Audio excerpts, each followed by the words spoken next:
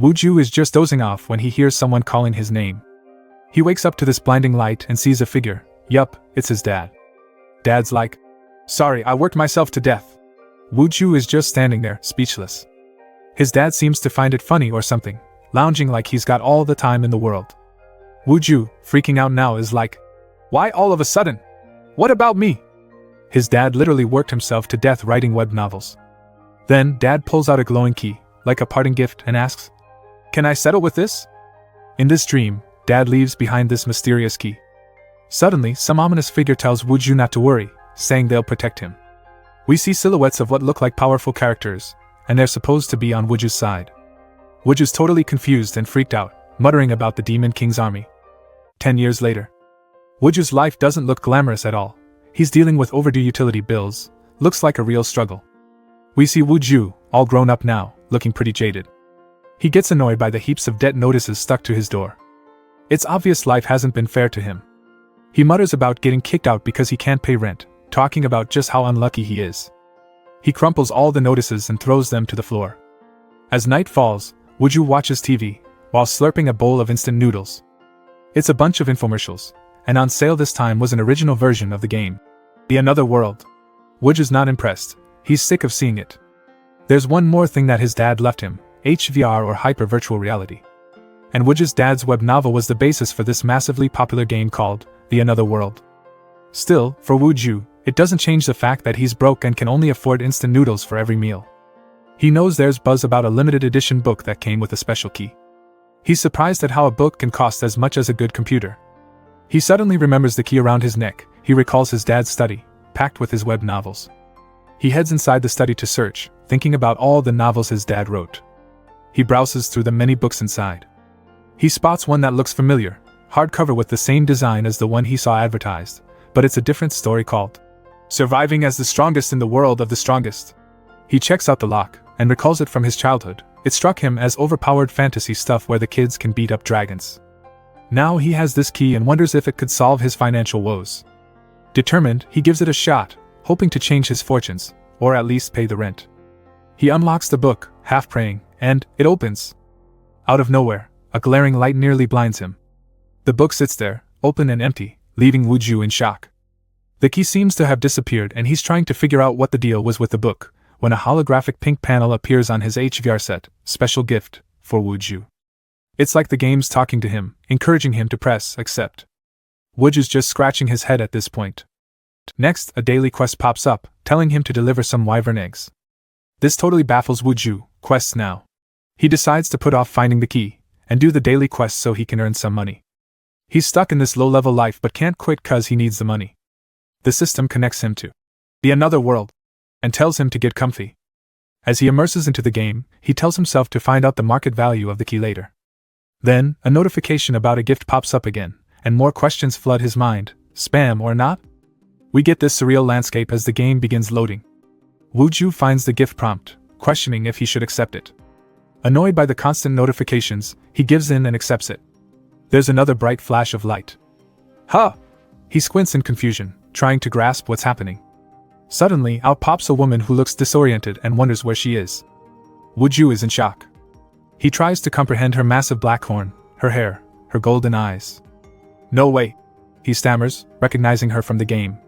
Woo-ju blurts out her name. Lucia? This causes the Demon King to spin around, astonished that he knows the name of the great Demon King. The game's final boss, who made the heroes struggle till the end. Woo-ju is completely baffled as Lucia was not from this world. She was from a completely different web novel. He's amazed at how detailed the synchronization was. Lucia becomes more curious and demands, "Who are you, and where is this?" She explains she was about to be executed by the heroes. Woo-ju is utterly fascinated, noting speech style was spot on. Woo-ju decides to proceed with his daily quests, but Lucia interrupts him. "No way. Are you God?" she asks, mentioning that she was just about to be killed when he showed up. Woo-ju reasons that since he is the author's child, he probably is a god. So he decides to play along. Lucia tests his authenticity. She asks him what the first words she spoke 30,000 years ago were. She threatens to punish him if she finds out he's faking it. But Woo-ju remembers that this is the line Lucia says every time she introduces herself in the novel. "My magic eyes see everything," Woo-ju says. Lucia drops to the ground believing that she is indeed dead. Wuju reflects on the bizarre reality of their situation. Suddenly, a massive wyvern approaches, its scales glinting ominously. What? Wuju exclaims, as the beast lunges, causing him to freak out, although outwardly his face doesn't show it cause he has the iron mask skin upgrade on. The thought of losing experience and gold, and subsequently being unable to pay his bills, terrifies him. Someone, please save me! He internally pleads while the wyvern's screech pierces the air. Surprisingly, Lucia mocks the wyvern, calling it a mere lizard. Wuju's frustrated thoughts roll. Come on, she still maintains the concept in a crisis. Wuju goes all in. Great Demon King Lucia, I can't deceive someone with magic eyes like you. So yes, as you said, I am God. But he explains that he can't use his power on this world and asks Lucia to help him out. He thinks it's cringe, but in order to survive, Wuju tries to blend into the game's lore, but Lucia flatly refuses, stirring rising panic. Lucia explains how the heroes sealed her power with cunning tricks, lamenting her restrictions while wyverns rage on. Wuju runs away, begging internally for the wyvern to target Lucia, his only survival plan. However, several wyverns close, leaving Wuju to curse his rotten luck. However, Lucia reveals a loophole that the heroes failed to detect. In a swirl of purple lightning, Lucia says she may not be able to use her power but she can bestow it on someone, which was how she created her Hell Legion. She cackles with delight. If you can't use divine power in this world, how about borrowing the power of this demon king? Purple tendrils of energy wrap around him, and Wuju feels a rush powering him up. Oh, what's this? My body feels so light, he observes. He disappears suddenly, leaving the wyvern stumped. Lucia looks up at the sky. Did you go there? Why are you in a place where you can't breathe? Wuju looks around, and freaks out. He seems to be in outer space. He marvels at the experience, and wonders where the wyverns are. He suddenly realizes that he can't breathe. Was the headset malfunctioning? Gasping for breath, he takes a step back. And he is thrust back into Earth facing the wyvern. Lucia greets him excitedly. Wuju struggles to comprehend it. What is this distance of one step? Lucia asks how the power bestowal feels, but the wyvern lets out a bit angry roar. Run! He tells himself, taking a step. He disappears as the wyvern chomps on him. Unable to control his newfound power, Wuju finds himself bouncing between Earth and space, trying to dodge the wyverns. Desperation grips him. He's thrust back into danger, constantly back to space, weaving through hazards. Feeling increasingly frustrated, the game becomes an almost insurmountable struggle. Wuju remembers Lucia mentioned power bestowal, her novel's unique trait. What? No way! He wrestles with disbelief even in the chaos. It finally sinks in that it really was the great demon king, Lucia, and that she was the strongest from another of his dad's novels. Wuju realizes just how bizarrely incompatible this has become. First things first, the strongest in the world of the strongest, where Lucia was from, was one of his dad's intense novels. It's so overpowered that even kids can catch dragons there. He remembers his dad all stressed about it. And if the strongest of the strongest in the novel, Lucia, was here, the power difference between that world and this world was just too big. The power levels are so broken that it's almost laughable. But oddly enough, it all sort of starts making sense to him. Now, he's facing off against these enormous dragons. He calls for Lucia, and she looks super unimpressed. Wuju admits he can't control the power she gave him and asks how to use it right. Lucia's like, do you really need to ask that? Just punch towards the sky so you don't destroy Earth. Wuju remembers some universal rule his dad wrote about, and it clicks. So, he punches the sky, causing this huge bam, but the planet stays intact. Lucia is watching the impact with mild surprise, noting they didn't destroy the solar system and that Wuju's power is like a mid-boss in a regional dungeon. He realizes that the whole habitat got wrecked and wonders about the wyvern eggs were still there. It looks like the eggs are still there, but he only has 7 minutes left for the quest. He decides to dash off to complete the quest, but Lucia is confused about his sudden move. He was about to take a step forward but stops. Wuju asks Lucia if she can remove the power she gave him. She's basically laughing in his face because it's permanent. Wuju didn't know this, so he's like, what? Because of that damn key, now he's stuck with these wild powers. Wuju insists she release the power because he can't move right now. Lucia mocks him and tells him he lacks training, making Wuju lose his temper. We start off at Wyvern Gorge, a place bathed in golden sunlight. It was a serene landscape, right until things went south. Quick flashback, one fateful day, the gorge got absolutely wrecked. Fast forward a week, and nature's starting to bounce back. Flowers blossom, bringing life back to the barren land. Kim Wuju stands dazed among the fresh blooms, taking it all in. He's awestruck by the resurgence. But then, he hears laughter, The wyverns are gone, and the daily quests have become easy. Wuju thinks, these guys are scoring new sneaks, and here I am, just trying to survive. Reflecting on his newfound power, he realizes it's been a rough week since he got Lucia's abilities. He still hasn't moved from the spot, struggling to control the power. A quick flashback to a week ago shows Wuju marveling at the sheer force behind a single step. But he's determined, he won't give up. Cue a montage of Wuju's past hardships, the hunger, the debts, the struggles. His resolve solidifies. He thinks, I am Kim Wuju, the guy who doesn't quit. Wuju decides he needs a strategy. He focuses on controlling his steps. Instead of full acceleration, he aims for calm and composed. He names his tactic, air walk, and tentatively, he finds it easier than he thought. He tests it and realizes he has launched himself into space again. In the spirit of a budding superhero, he refines his technique. He names another move, moonwalk, dragging his feet backward to control his actions. Suddenly, the ground starts to split and crack. He's left wondering why the ground's so fragile. This is ridiculous, he mutters, half laughing. He even jokes about growing wings and flaps his arms. Hold up, he is launched into space again. And then the sheer absurdity hits him, and he lets out a small breath. He realizes even his breath has power, and off he goes into space again. Enter Lucia, in full, sarcastic glory, laughs at him. Airwalk? Moonwalk? There's never been anyone as funny as you in the demon realm. She's amused, making fun of Wuju's techniques. Wuju blames her for his predicament. She's the infamous Demon King, a nightmare for all power novel characters, even causing Wuju's dad to have PTSD.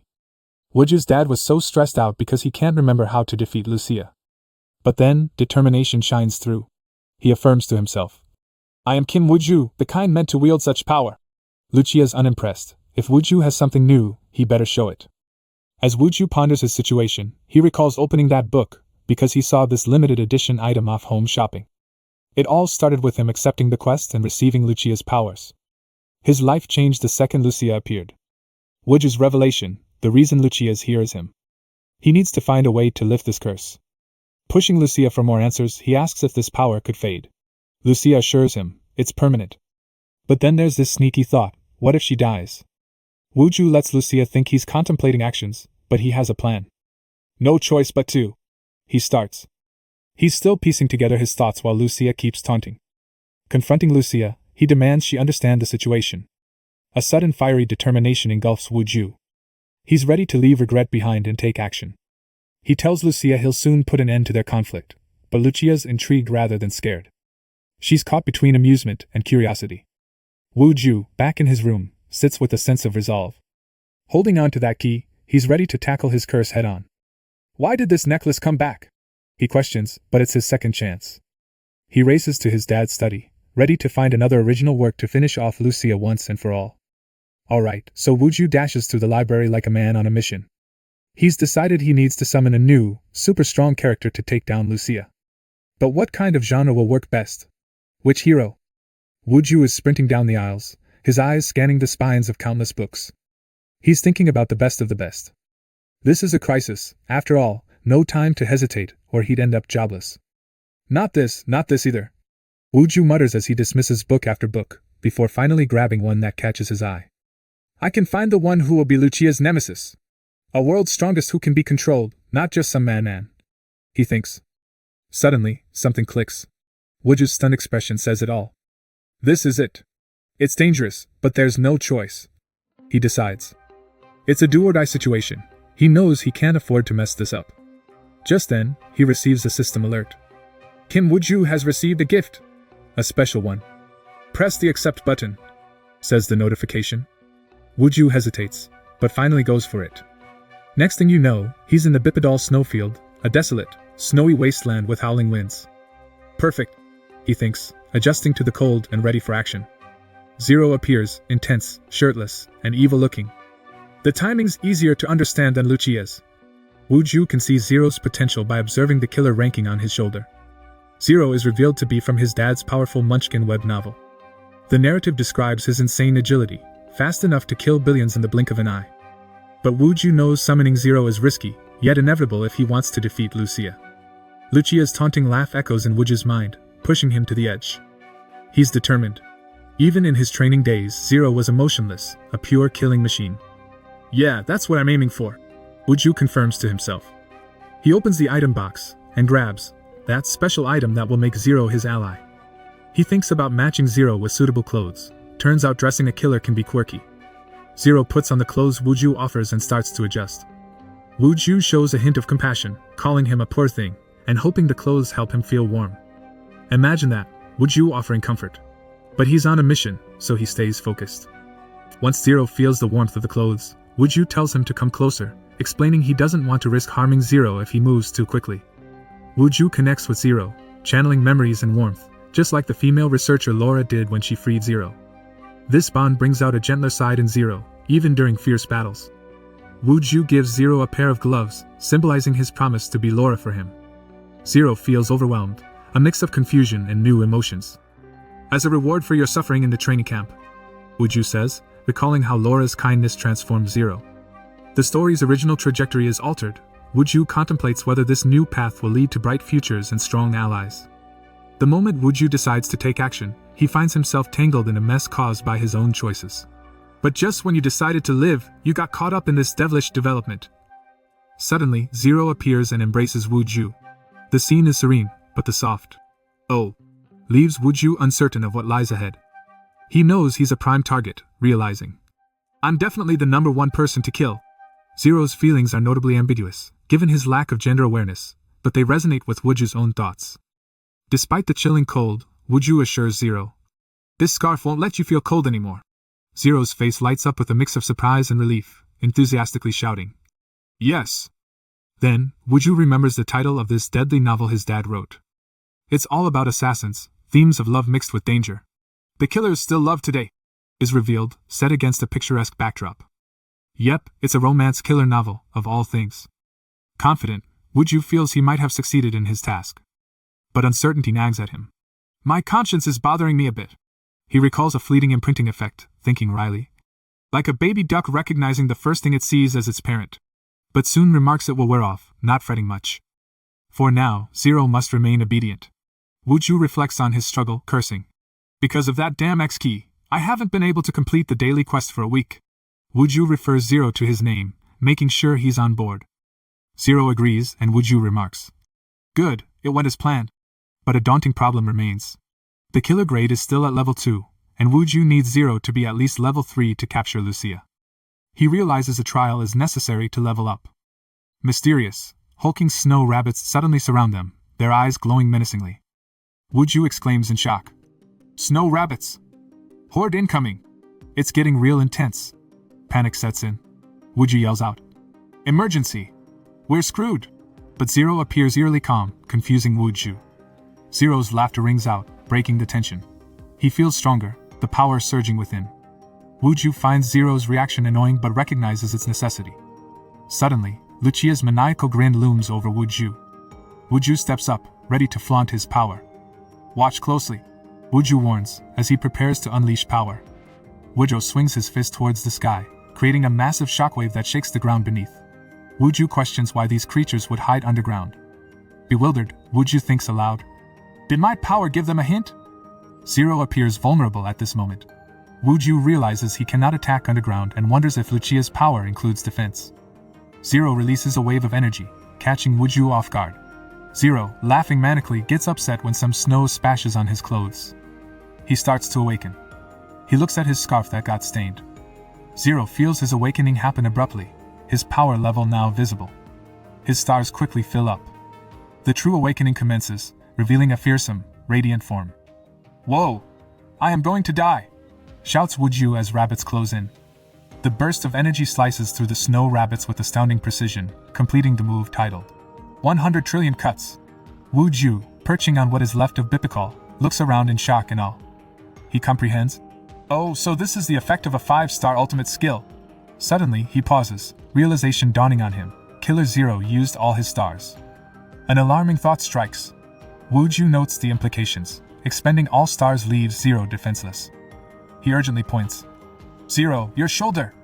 Zero's carefree smile deeply disturbs Wuju. Wuju, realizing they need Zero at 3 stars to capture Lucia, starts to dread their chances. Facing a daunting question as their final hope, Wuju thinks grimly. "How will we catch her now?" While later at the northern ravine area, specifically the Baipi snowfield, it's cold, windy, and Zero sits on top of what remains of the snowfield. He's got a cold look on his face, clearly deep in thought. He remembers Wuju's words to him. He feels pretty useless, a zero-star newbie in this world. Wuju reminds him that he's facing the great demon King Lucia, and that isn't exactly a confidence booster. Up till now, Wuju can't seem to figure out how Zero could pull off such a 5-star move like 100 trillion cuts. Wuju thinks hard, maybe there was a shortcut or a hidden method that wasn't in the original game's storyline. A full read-through of the web novel seems to be his only answer at this point. He tells Zero to wait, promising to return with answers. Now sitting alone on that icy pillar, Zero waits as the snow swirls around him. He has his special scarf, but he's still freezing. Suddenly, Zero's keen senses pick up on something. Ice bats. They fly around menacingly, not exactly the welcoming party you'd hope for. Zero is not about to let some E-grade bats bother him. He gets ready to show them why he's the best. As the bats close in, an absurd thought enters Zero's mind: what if these bats are out to steal my clothes? He imagines the bats becoming Wuju's new favorite in his clothes, and a switch flicks on. Zero launches his wire attack and kills the bats. Back in his cluttered study room, Wuju's not having much luck with his research. The one key method to boosting Zero's power quickly just isn't in any of his books. Frustrated, he thinks about the multiple times he's gone through these books. They should have all the answers. Wuju's getting desperate. At this rate, I won't clear the daily quests and I'll starve. He mutters, almost humorously. His stomach growls, agreeing with him. Maybe some instant noodles would help clear his mind. He considers getting up. At a local convenience store, a group of other players are chatting about the Baipi snowfield. Turns out, it's a no-access area and people are super annoyed. Some even died trying to get there. One of them remarks that they have no one to buy nicotine for them. Just then, Kim Wuju walks by. The girls gossip about his reputation as the shuttle specialist who will do anything for spare change. One of them admits he's tall and kinda decent looking. But another one laughs that he's just got this weird personality. The girls call out to him, basically asking him to buy some cigarettes for them. Wuju notices one of the girls. He's surprised that Lee Suki is there, but Suki shuts him down and tells him to mind his own business. Wuju tells her to return his dad's books she borrowed. The other two are surprised that they know each other and start to gossip. Wuju glances at the girl's phone and notices the news. Then, an unexpected noise interrupts everything. A delivery biker crashes onto the scene, and Wuju pulls the blonde girl out of the way. The biker doesn't stop and the dark-haired girl cusses him out. Everyone's just yelling. What just happened? The blonde girl seems taken aback, experiencing something strange. There's more depth to Wuju than she initially thought. She realizes he's not just some errand boy. And now, the rose-colored glasses are on as she thinks how freaking cool Wuju is. The article mentions setting materials and a place with information that couldn't be covered in the original artwork. He seems to be piecing together a puzzle. The dark-haired girl demands Suki introduce them to Wuju, but she shuts them down. Wuju says something about the demon king Lucia and Suki perks up. At the mention of the author Andromeda, her eyes widen. What initial setting materials? Are you talking about the ultimate villain, great demon king Lucia? She blurts out. Wuju mentions that Suki was a fan of his dad's, so she should know this. He starts muttering that the awakening of Zero might be found in some unpublished work. Suki grits her teeth at hearing all of this. Suki yells out, adamantly rejecting the idea of any unpublished materials because she's already checked everywhere. Kim Wuju stands firm, arguing with Suki. No, it exists, he declares with conviction in the middle of a heated discussion. Memories begin to flood his mind, taking him back to a place he really despises. He remembers his father, often too absorbed in his work to spend time with him, leaving young Wuju longing for days that never came. It was in his father's study desk where he would find the initial setting material. Back in the present, things are escalating quickly. Wuju tries to shake off the memories and focus.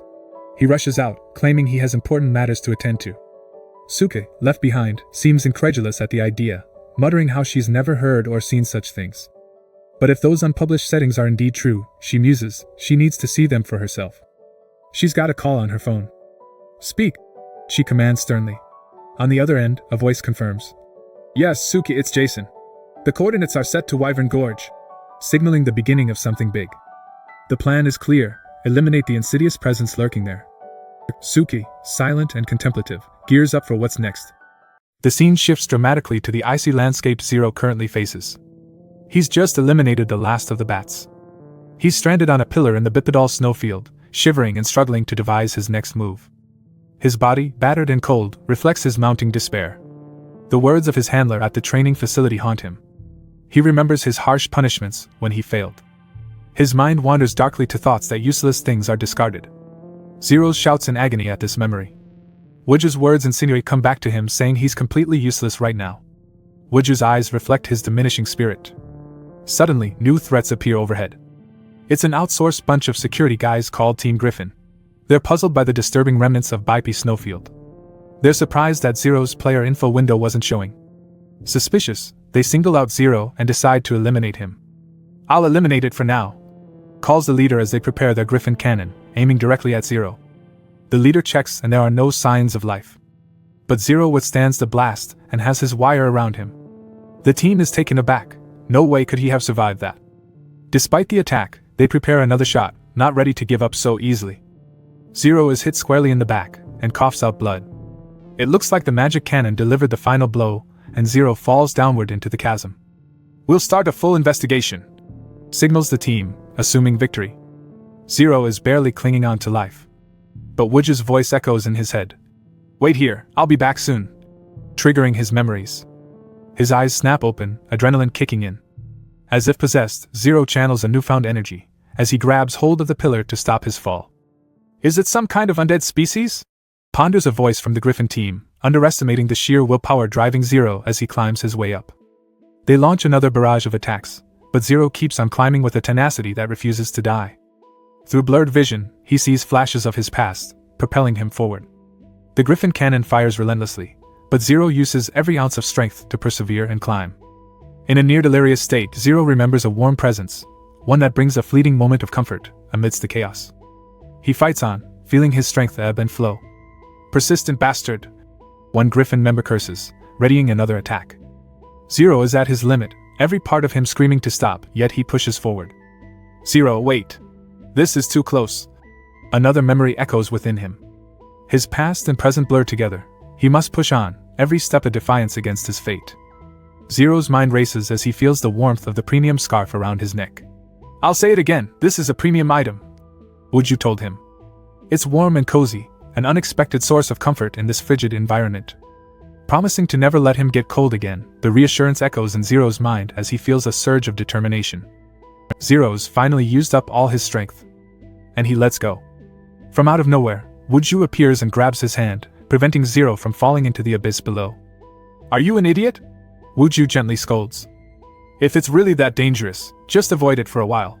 Don't just stand there and get hit because I told you to wait." Wuju's face comes into focus. Zero is torn between exhaustion and the willpower to keep going. His body feels heavy, but he's still managing to hang in there. Wuju gives him a little encouragement, pointing out that he has been patiently waiting all this time. "Good job," Wuju says, eliciting a visceral cry from Zero. Unexpectedly, light energy begins to surge through Wuju's body, illuminating symbols on his arm. Wuju's pleased that Zero's now back to 2-star charge. "Don't worry, I have more clothes," Wuju tells him. But now, it's time to tackle the problems at hand. Wuju understands the complexity of dealing with Team Griffin. It's an outsourced company, but handling them could be dangerous considering their direct affiliation with high-level management. Even so, Wuju is livid and not ready to show leniency. "I don't care about that," he mutters bitterly. From afar, Team Griffin watches and wonders about the player attacking them. Zero contemplates sending the information back to the org, but he knows that's risky too. Instead, he has an audacious plan involving Griffin's own magic cannon. Using it might help Wuju avoid a player kill. Wuju steadies himself. He knows things are about to get real. Suddenly, he does a little twirl. The next moment, a mesmerizing spiral of energy encapsulates Wuju. The spiral continues outward, even beyond the earth. Seeing the swirl of cosmic magic, Lucia chuckles. "You're a funny one." She's watching from Wyvern Gorge. "Your power is weak, but you make a lot of noise." As the tension spikes, she smiles approvingly. "Well, you did well. You brought a useful subordinate." Her eyes filled with an unsettling gleam. She reveals her capabilities using her evil eye, which even Wuju's father feared. Back in Bipedal, Wuju materializes some items from his inventory and replaces Zero's clothes with new ones. But Lucia warns them of her formidable Demon King's army. She claims they're ready to conquer another world. Just then, a flash of red energy disrupts the scene. With unwavering boldness, a new character steps into the fray, declaring their arrival. This person, radiating fierce determination and energy, confirms the insidious nature of Lucia, ready to eliminate the threat immediately. So here's the scoop. The author of the book called The Another World was this guy called Enro. He had many other numerous web novel hits, and due to his overwhelming worldview and scale, had to make a few hard and fast rules. First rule, ground attacks? Absolutely off limits. Second rule, nature that is destroyed is gradually restored, and this game, The Another World, was no exception. Wuju and Zero are on the icy platform as bipedal snowfield slowly regenerates around them. Wuju marvels at the game's incredible recovery mechanics. Introspection sets in, envisioning the vast realm of the game universe. His immense power, a hindrance rather than a help, keeps him from clearing daily quests. It's basically a curse. But then, aha! Wuju recalls a slip of the tongue from Lucia. Turns out, if she dies, his curse might be broken. Kim Wuju checks in with Zero. You ready for this? Zero grunts happily. Wuju reasons, a direct attack might fail, but an assassination? Now that could work. He remembers that in Zero's novel, there was a plot to kill an immortal boss. Zero sneaks into his lair. The boss, unfazed, declares his immortality, but then, surprise, something shakes him. Boom! A 3-star skill gets activated by Zero, targeting the boss fiercely. This isn't just any skill, it delivers death not just of the body but of the soul. It's called permadeath. And yup, Lucia's in their crosshairs for this move. Yet there's a snag. Zero needs to boost from 2-star to 3-star skills charge. But Wuju found a trick in his dad's study, it's called Rage. When Laura got hurt, Zero went berserk. Rage is the trigger. Thing is, Zero's too cheerful at the moment, just whistling away. So Wuju's gotta find a way to stoke that anger. He goes all stern coach mode, questioning Zero's focus. And Zero, poor guy, tries to smile through it. But Wuju's like, nah, you need to push harder, get mad. But Zero only replies, smile. He wants Zero to feel that fury boiling over. Yet Zero's confused, struggling to get angry. Wuju brings out the emotional big guns, pushing him over the edge with some tough love. Trying different tactics to edge Zero into that rage state. Wuju wonders maybe because of that scarf gesture. Wuju's worried it's collapsing Zero's killer instinct. Alright, final prep. Wuju bets Zero's scarf in this assassination attempt. Zero's all flustered and finally looking all worried. Now he's understanding the gravity of their mission, and everything is falling into place. As Zero starts to emanate this fierce, red aura, he finally transforms. It's a full-on rage mode. He's charged up to the max. Ready for battle mentally and physically thanks to Wuju's pep talk. They hone in on their target, Lucia. Then, with a swift move, they get transported to Wyvern Gorge. Kim Wuju and Zero touch down on the rocky terrain of Wyvern Gorge. This is the Wyvern Gorge without wyverns. Lucia will be lurking around here, Wuju notes. Suddenly, a figure catches Wuju's eye. It's Lucia, but there's something wrong? I'm opposed to violence, Lucia shouts out, as this guy holds her by the neck. Why are you getting beaten? Wuju blurts out. Huh! The stranger responds, clearly confused and startled, giving a side eye of disbelief. Zero springs into action, launching himself towards the combatant, but instead of a straightforward fight, Zero ends up knocking the stranger down, channeling some serious strength. It's chaos, with energy crackling and bright, sharp lines etching the air. What are you doing? Shouts the knight. This is an obvious PK. Wuju tells Zero to stop cause he was attacking the wrong target. He notices that the knight's armor didn't take any damage. The voice is calm, but loaded with authority. The unidentified knight seems unharmed but ready to strike. Why are you interfering with my work? Demands the knight in golden armor. He looks towards the fallen Lucia, who's gritting through the pain. Disruptive presence. Totally agree. Wuju reflects, feeling disoriented. The knight asks what his intentions were. This can be seen as a PK attempt, declares the knight. Wuju's mind is racing, trying to piece it all together. His advice to Zero echoes in his ear, urging him to use hit-and-run tactics. Wuju realizes that with Zero moving so fast, it looked like he was the one attacking the knight. Lucia tries to stir up more trouble, implying Wuju wanted to conquer this world, and that he was a demon lord. Wuju can't make heads or tails of her dialogue. What is she even saying? Every single word is nonsense. Maybe she got hit in the head? Now the tables have turned, Lucia grins crazily. That guy even calls himself God. Flashback to their conversation a week ago. Really a god? Assuming I'm a god, I have to go clear this quest. Wuju casually retorts. Is she boasting? He wonders. Lucia, you're really done for. Just die. Wuju states coldly in his mind. But then, the Wuju interrupts, trying to explain that he was aiming for the demon, not him. Wuju cheers on the knight for support. But despite Wuju's explanations, the knight isn't backing down. Suddenly the knight remembers that he suddenly started attacking without introducing himself. "You know this game is based on an original work, right?" he shouts mid-attack. Jason Poulter of Just One, the security company, stands there like he's some big shot, explaining that he was the holder of a limited edition key. Wuju tries to remember where he's heard Just One before. Isn't that a famous security company? He's recalling articles about the rankers who took on high-risk quests. They've earned a fortune in this game, no surprise there. Just One was a personal security company. Suddenly it clicks, he's dealing with a top-tier executive who's misunderstood the whole narrative from the start. But now Jason Poulter is angry that Wuju was unfazed by his name drop. But Wuju is actually very terrified. He just has his iron mask skin equipped. Jason promises a beating. "A ranker attacking a nobody like me, really?" Wuju recounts in disbelief. His head spins with bewilderment, realizing how skewed his reality's become. He can't even use the power Lucia gave him. If he kills a fellow player, he'll end up being hunted. He thinks about Zero. He follows orders well, so he'll stay hidden. Lucia just needs to be killed. Is this really the end for us? Wuju speculates. He thinks about the cup of ramen he couldn't eat. Jason throws a massive punch. "What? Did I dodge that punch?" Wuju is left pondering. It feels like he's floating. Did he die? Was he now a soul? Getting cocky after dodging once? Jason suddenly pops up beside him, aiming another punch his way. Wuju's surprised that he dodged this one too. Suddenly he spots a thin silver thread. It's Zero's wire manipulating through, proving invaluable. His thin, taut threads wrap around Wuju's frame like a lifeline. Wire marionette technique, used when rescuing hostages, was being used on him. How is this guy dodging again? Jason's getting more and more mad. Kim Wuju tries to engage and says, "Hey there, ranker." But Jason just yells back, "Shut up!"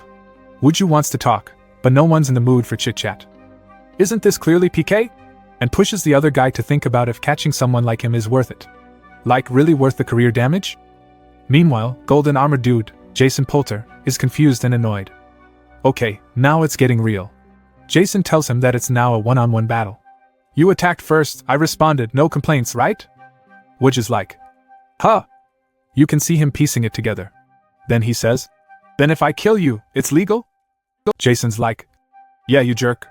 This is a one-on-one battle showdown rule." Wuju is oddly relieved by the legality. Then Wuju realizes he didn't know about the one-on-one rule because he's only been clearing daily quests. Lucia, watching all this, calls him a slowpoke lackey but waits for the activation of something mighty. Wuju's not messing around anymore. "Yeah, let's do it." And boom, his power's unleashed. Jason slams his fist down. It's a proper spectacle. At the same time, Wuju punches Jason back with overwhelming force. The sheer power from Wuju is just off the charts. Lights, beams, the whole works. "Hold on tight," Wuju mutters. "Let's go on a space tour." Wuju's punch emits an energy so insane that even the planet looks like it's feeling it. Jason marvels at Wuju's incredible strength. But here's the kicker, it didn't even deal him a speck of damage. Wuju is shocked. He blames Lucia's power. It faded too fast, like coffee cooling under an office AC. Who would even want this kind of power? Wuju questions. Someone's really messing with my life. I won't let you go, Lucy, huh? Wuju sees Zero and he's surprised that Zero's cheering him on beside Lucia. Jason, hulking over him, asks, "What's wrong? Are you shocked your attack didn't land?" Jason taunts. He's got Wuju in a knockout grip. "You're trying really hard to play cool, acting like you're not surprised." "My expression? That's the iron mask skin sold in the store," Wuju tells him. It's keeping his face plain as a stone. "What? Did he misunderstand me because of this damn mask?" Wuju's mix of regret and panic is almost funny. "I don't care. I'll just crush that face of yours," Jason declares. Wuju's thinking. Peeling someone's face skin off, that's a little gross, dude. What was the penalty for this fight again? He racks his memory for that critical detail. The battle showdown comes with brutal stakes. Oh, so that's the twist, Wuju thinks. It's a character deletion match. As long as both sides agree, they can go on a one-on-one match. He recalls. Since it allows a legit player kill, it also requires a significant bet like the guts to delete your character. There's a draw option too, he realizes, but that's no comfort. I don't have the time to make a new character from scratch. Wuju has no choice, victory or bust. He has to secure this win. He lifts his finger to stop the punch. With Zero's help, Jason's punch is neutralized in an instant. He freaks out and steps back. Normally, other players can't interfere in these matches, but Zero's from another dimension and an exception to the rule. Wuju decides he'll use Zero for defense and deal the damage himself. He gears up for a follow-up hit. This time, I'll hold back a bit, he thinks. But can he handle even that? Wuju slams into his enemy again, not going full force, but it's still enough to rattle Jason. The punch sends Jason flying in a purple electric streak, rocking the entire battlefield. He circles the earth, screaming the whole time. He finally arrives back where he started and he's gobsmacked. What just happened? Jason's trying to catch up. Did he really just loop around the planet? Jason's mind spins. Your attack power is insane. As I thought, my hits aren't fully effective. Wuju declares. Jason expresses surprise. You have no idea about my abilities? This guy was even on a game ad banner, for Pete's sake. Wuju shrugs. Not a fan. You aren't into rankings with power like that? Jason persists. Oh, I get it. Jason smirks. He's seen this attitude before. You thought with this much power, you could just take it easy and wing it? Jason's words burn Wuju's thoughts. Taken aback, Wuju feels exposed. Like Jason can read his mind, picking apart every weakness. Jason calls out Wuju's inferiority complex, painting him as someone who gets all excited and then makes mistakes by overthinking things. Wuju's sweat trickles down. What? Don't hit me where it hurts all of a sudden. Wuju tears up with frustration. It's too on point, I'm not even upset. Well, fine, I'll remind you again. Jason remarks, confident that it won't affect the outcome anyway. Vision. Jason calls out. A number 0 lights up over his head. You know this mode, right? The one where damage is shown in numbers. Jason gloats. Yeah, an expensive item. Wuju hesitates. Go ahead and hit me again. I'll only feel good when your spirit's broken. Jason cuts deep with an evil grin. He gets punched before he could finish his gloating. Wuju's attack swells into a massive explosion of energy that sends light and sound waves even beyond the earth. Jason endures the hit but shows only a minimal damage of -1. Wuju, puzzled, mutters, The damage is just 1. Jason laughs, explaining, Any type of attack only does 1 damage. This is one of his limited edition Key's abilities, allowing him to take only 1 damage point no matter what kind of attack. Jason brags about becoming a top ranker thanks to this ability, boasting his HP 120,000. He mocks Wuju, daring him to see which will faster, Jason's HP being depleted or Wuju dying. Wuju pokes him, each poke causing just 1 point of damage.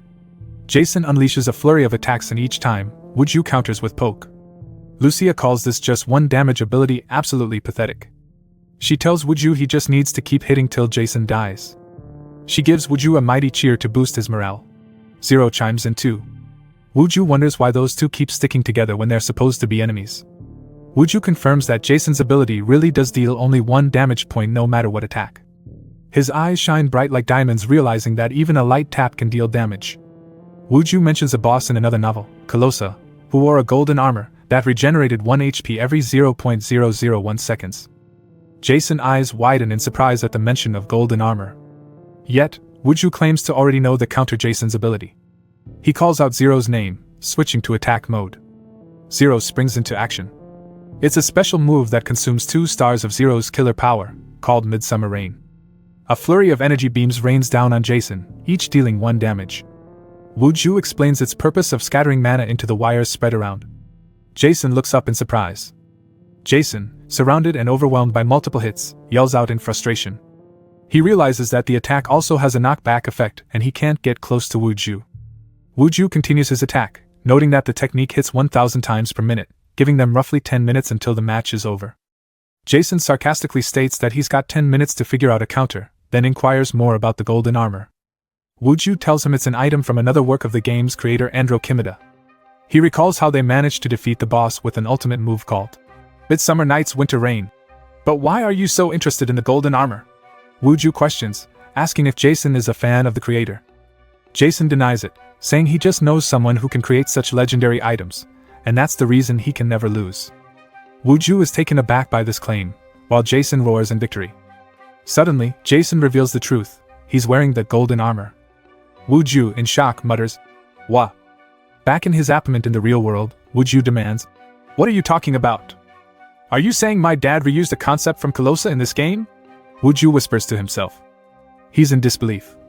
Such blatant plagiarism, Dad. So, Wuju starts thinking about his dad's last project, the Another World. He realizes, man, I never read the original work of this game. And bam! It hits him. My dad's final posthumous work. Turns out his old man overworked himself to death to get this game done. Wuju's totally in his feels, thinking this game took his dad away. But what really throws him is the idea of his dad recycling game concepts. Cut to Jason, yelling at Wuju. Hey you, the one with the inferiority complex. He taunts. Dude's mocking Wuju about the golden armor, admits he's the one wearing it. Then, in a burst of arrogance, he boasts. Do I have to show you directly for you to understand? He unveils a move called Double Vision, and it shows that his HP actually starts increasing. Yeah, he rubs it in. See my health increasing? This is the special ability of the golden armor. It recovers HP super fast. Jason's feeling invincible, basically nothing can touch him. The armor, coupled with his ability to reduce damage to 1 point per hit, makes him a beast. Jason, looking overly smug, asks Wuju. So, what do you think? Do you still want to try? Wuju's looking a bit determined, even the chaos around him can't shake his focus. Suddenly, he gets an email notification. It's from Suke. Wuju quickly reads Suke's email. Just then he spots something else. He has like a million unread emails. The gears start turning in his head. He deduces, this attack is indeed a waste. He orders Zero to stop. That's enough. The match has been decided, he declares. Jason keeps pushing. Are you saying that you've tried everything? Wuju's like, yup. Feels pointless now. Lucia chimes in with a smirk, calling Wuju a slowpoke. She's oddly encouraging, saying Wuju's finally headed in the right direction. Wuju stares hard, determined. His thoughts loud and clear. I'll end this match with one hit. Meanwhile, Jason, in his gnarly golden armor, taunts Wuju that he is very nearly invincible, and he has no chance against him. Why haven't you acknowledged it yet? Jason sneers. Wuju signals Zero to stop his attacks. The showdown is over, Wuju declares seriously. Zero is surprised but complies. The rain of mana slows down to a stop. Jason wonders why the attacks have stopped. Why? Will you not attack anymore? Wuju calmly replies. Yes. I think multiple attacks by themselves are meaningless now. Jason reveals the gravity of their battle. Do you think I will go easy on you? But Wuju remains composed. Zero rushes to Lucia in a panic, pointing at Wuju as if asking her to help out. Lucia reassures Zero there's nothing to worry about. His spirit hasn't been broken yet. He actually looks much calmer than before. Wuju then explicitly states, You seem to have a misunderstanding. I concluded that I won. Unlike you, Ranker, I'm willing to show mercy. How about we settle it as a draw now? Jason snaps. Shut up. Stop talking and just die. Jason's full force attack seems unstoppable, but Wuju's decided it's worth the trouble to see it through. He decides it's time to settle things once and for all. He opens his email to unblock an avalanche of spam messages. Opening emails in the middle of a fight? Really? This baffles Jason. Wuju, calmly and with focus, replies, I'm just trying to unblock some spam emails. Then he drops the bomb. Unread emails plus 999. There must be over 1 million spam emails piled up over the past 10 years. Wuju was gonna unblock them all at once. Jason roars. Spam emails don't matter in this situation, as he charges towards Wuju. Wuju remains unfazed, dodging easily. In his moment of clarity, Wuju thinks, there's only one step left now. He lunges forward, clinging onto Jason. Jason's stunned and furious. You vermin, what are you doing now? Only for Wuju to defiantly state. Holding on to you. He tells Jason that the spam will come soon. Jason snarls. What? You keep saying. But Wuju, ever calm, replies coolly. Well, since I've won, let me share some info. He points at his face and reveals. I think we aren't on the same page because of this iron mask. Jason looks puzzled. Actually, it's to cover my real face. Wuju starts recounting. I started the game after my family fell apart, so I made this customization out of anger. So, let me know you what I look like. Jason's expression twists with confusion and anger as he takes a good look at Wuju's face. I called you a loser and vermin, so where is that inferiority complex hiding? Die, you piece of crud! Jason looks away in horror. Arg! What did I just see? My eyes! Lucia gasps in confusion and shock. She's shaking in disbelief. This sudden turn of events. It's too unexpected. I love how ugly your face is, Lucia declares, very excited. It matches the Demon King of Hell perfectly. Oh, she suddenly realizes, blushing a little. Is that guy the Demon King of Hell? Then after 30,000 years, I'm ready for marriage, she concludes. As the spam emails Jason loathed begin to pile in, Wooju feels satisfied. Okay, I've stalled enough time. Jason recovers from the shock. That scared me. I won't let you die easily now. He throws everything into a full power attack. I'll grind you to dust. Excalibur! He shouts. As Jason charges with his Excalibur attack, Wooju watches with a smirk. Spam emails are just starting to come in. Over 1 million spam emails will alarm you at once, so don't be surprised. Jason screams. Why do you care about spam emails when you're about to be deleted? Of course I care. Because I set the notification. Dramatically pausing, Wooju finishes. To vibrate. Jason's eyes widen in disbelief as the screen blares. Emails have arrived. Huh. He barely manages to gasp as the vibrations start. The vibration frequency is 40,000 times per second, explains Wooju. With your body that takes damage even from slight touches, 1 million spam emails mean instant death. Wooju declares that he's gonna name this technique fatal only to Jason, the finishing move, Spam Vibrator Destroyer Bomb. A catastrophic explosion ensues, brought about by the never-ending damage from the vibrations. Jason's HP plummets to an absolute zero from 120,000. The shockwave of 1 million spam emails causes a momentary ripple across the universe that awakens a dark egg that would bring a great disaster to the game. It also exposes the existence of another solar system inhabited by weird beings. Lucia remarks that even if it was such a BS way to win a fight, it looked pretty cool. Zero, too, is equally impressed. Jason's HP finally reaches zero, and he shatters into 1 million pieces. Wooju lets out a deep breath and asks, Did I win? He suddenly notices something shiny on the ground. Huh! He mutters, leaning forward to get a better look. It's a dropped item. He picks up the golden armor, seeing its stats flash before his eyes. This thing is a game changer, legendary status, insane HP boost, and self-healing capabilities. Jackpot. He knows he needs this for defense. I'll wear it immediately, he concludes. Meanwhile, Lucia and Zero approach to congratulate him. But something stops them in their tracks and stare for a moment. They both roar with laughter. Don't laugh, he says, trying to maintain his composure. But it's clear something's off with the fit. Why isn't it fitting? He exclaims. Stop laughing and help me, Wooju shouts. Lucia calls him the biggest laughingstock of the demon world. Back in the real world, high school bell rings. Inside the student council room, Suki checks her messages. What's this? Now you're ignoring messages? She murmurs, scrolling through. She looks uneasy about what Wooju mentioned about initial setup data. She glances over to her friends lying on beds, connected to a VR setup. She thinks of Wooju, calling him an idiot for clearing daily quests all day. Suddenly, a loud noise makes her jump. It's her phone buzzing. It's Jason. Suka straightens, her face serious. Okay. It's school, so please report quietly, she replies, trying to keep her cool. Jason's next message shakes her. Sorry to inform you, but I was defeated by an unknown entity. What? Suka mutters in disbelief. She feels a sharp pang of panic. You, Jason, she replies, trying to process everything. Just then, one of the girls, Jihai, sits up and removes her headset saying, I can't focus on the game. She blurts out, asking if Suka has known Wooju since they were kids. Then you must know where he lives. Jihai presses on. I'm thinking so much about Kim Wooju right now that I can't focus on the game. She sighs, feeling more stressed by the second. I feel like my heart's going to explode. I can't stand it anymore. Determined, she announces. I'm just going to confess today. She storms out of the room, leaving Suka behind, who's trying to process everything. The sun sets quietly over the city, casting everything in a golden glow. Something's brewing at Wooju's apartment. What? A confused voice echoes in the hallway. Hold on. I think I misheard, says an overexcited Jihai. Wooju responds dryly. There's no way we'd date as I said, he says, scratching his head.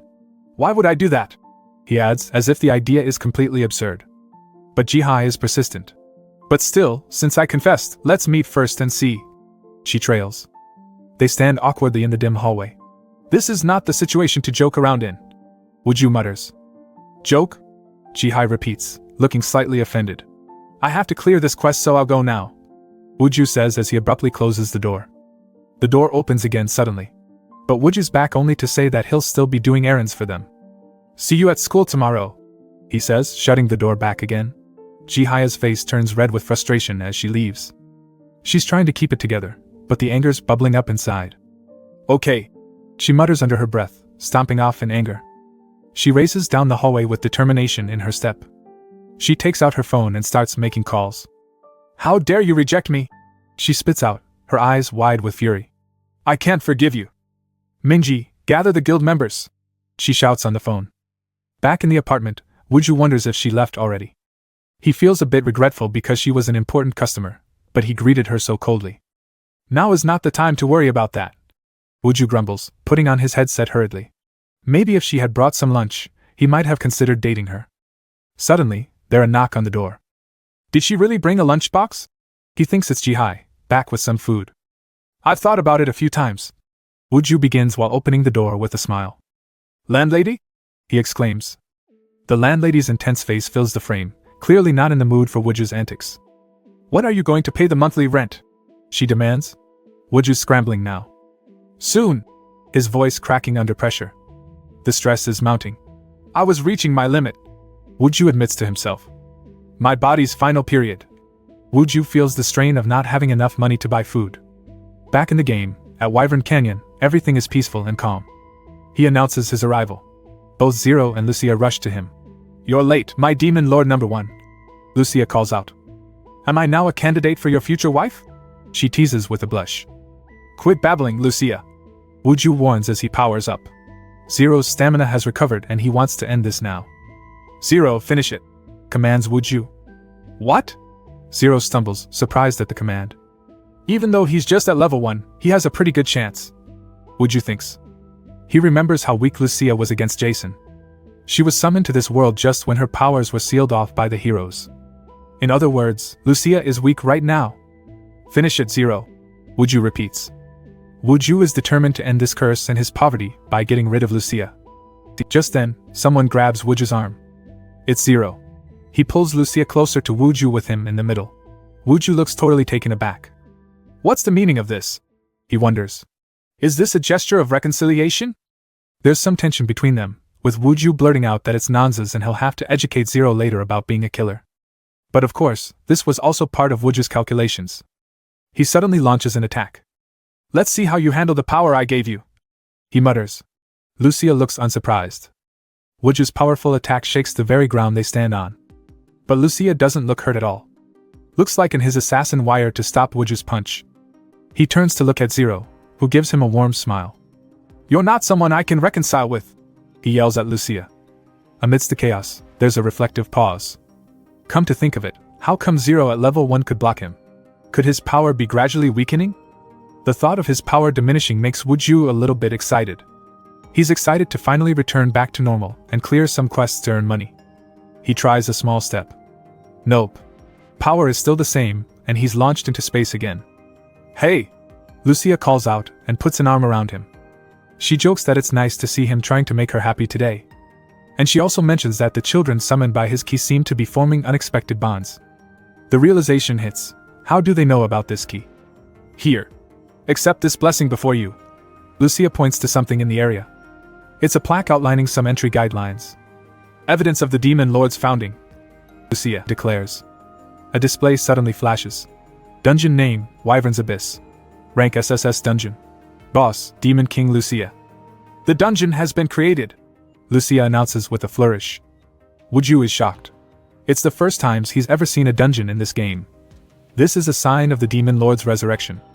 Wooju thinks that if this dungeon is the same as in the web novel where Lucia is from, will truly destroy this game. Lucia credits him for this, saying that it's because Wooju brought her and Zero into this world, the start of a demon army. Wooju is super depressed now. He's already at his limit, and wondering if he should just quit the game. Now all that's left is to make money for you, Lucia announces. Wooju's eyes widen in surprise at the mention of money. Lucia explains that, after all, dungeons are a business opportunity. Wooju still doesn't get what Lucia is talking about. Lucia explains that dungeons are lands of opportunity. There will be countless adventurers aiming for the treasures and riches of a demon king. Wooju questions if Lucia even has any treasures or goods.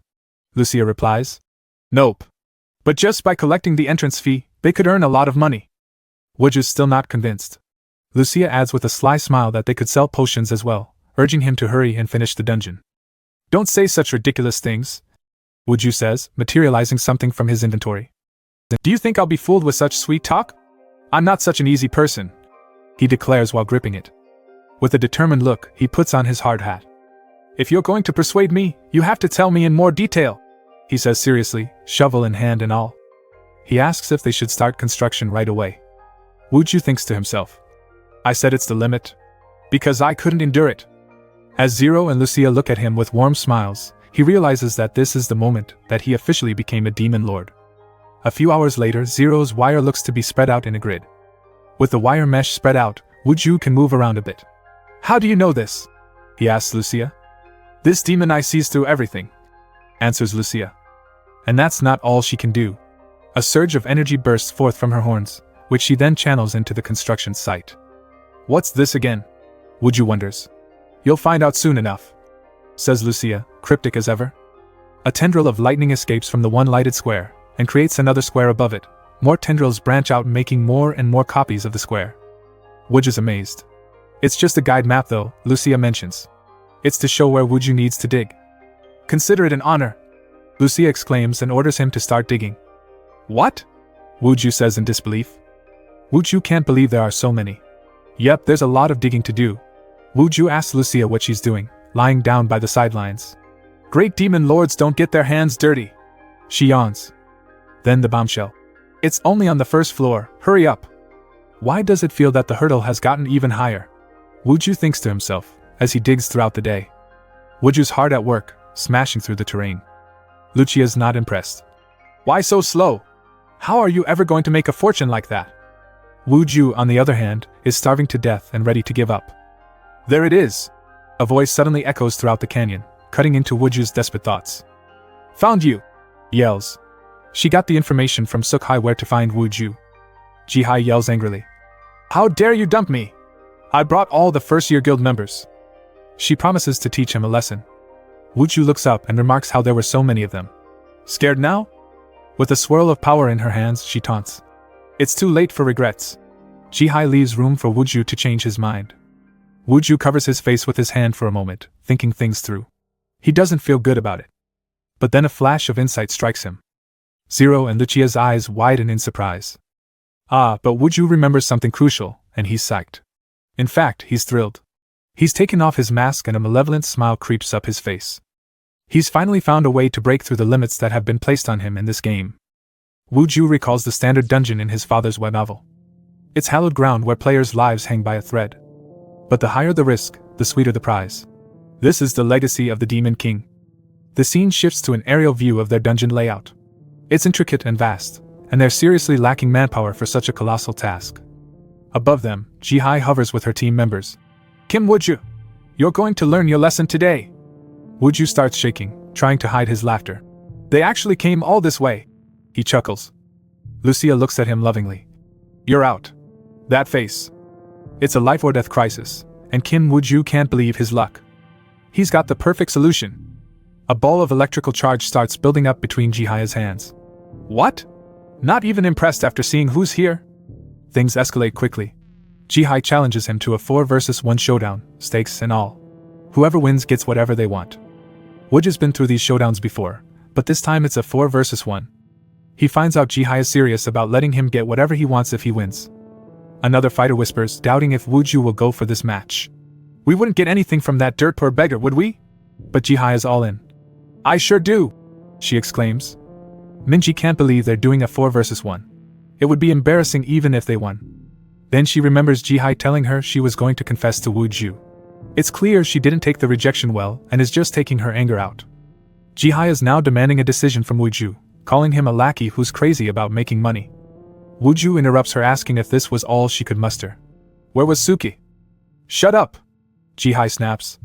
You think someone like you could get her involved? It's a shame, Wuju says. He was short-handed in his dungeon building efforts, and he wanted more players. Jihai is convinced Wuju likes Suki, and it makes her even more angry. Her teammates are weirded out by her strange obsession. Just tell me if you're going to do the showdown or not, Jihai screams. Well, duh, I have to. Finally, Wuju accepts the challenge.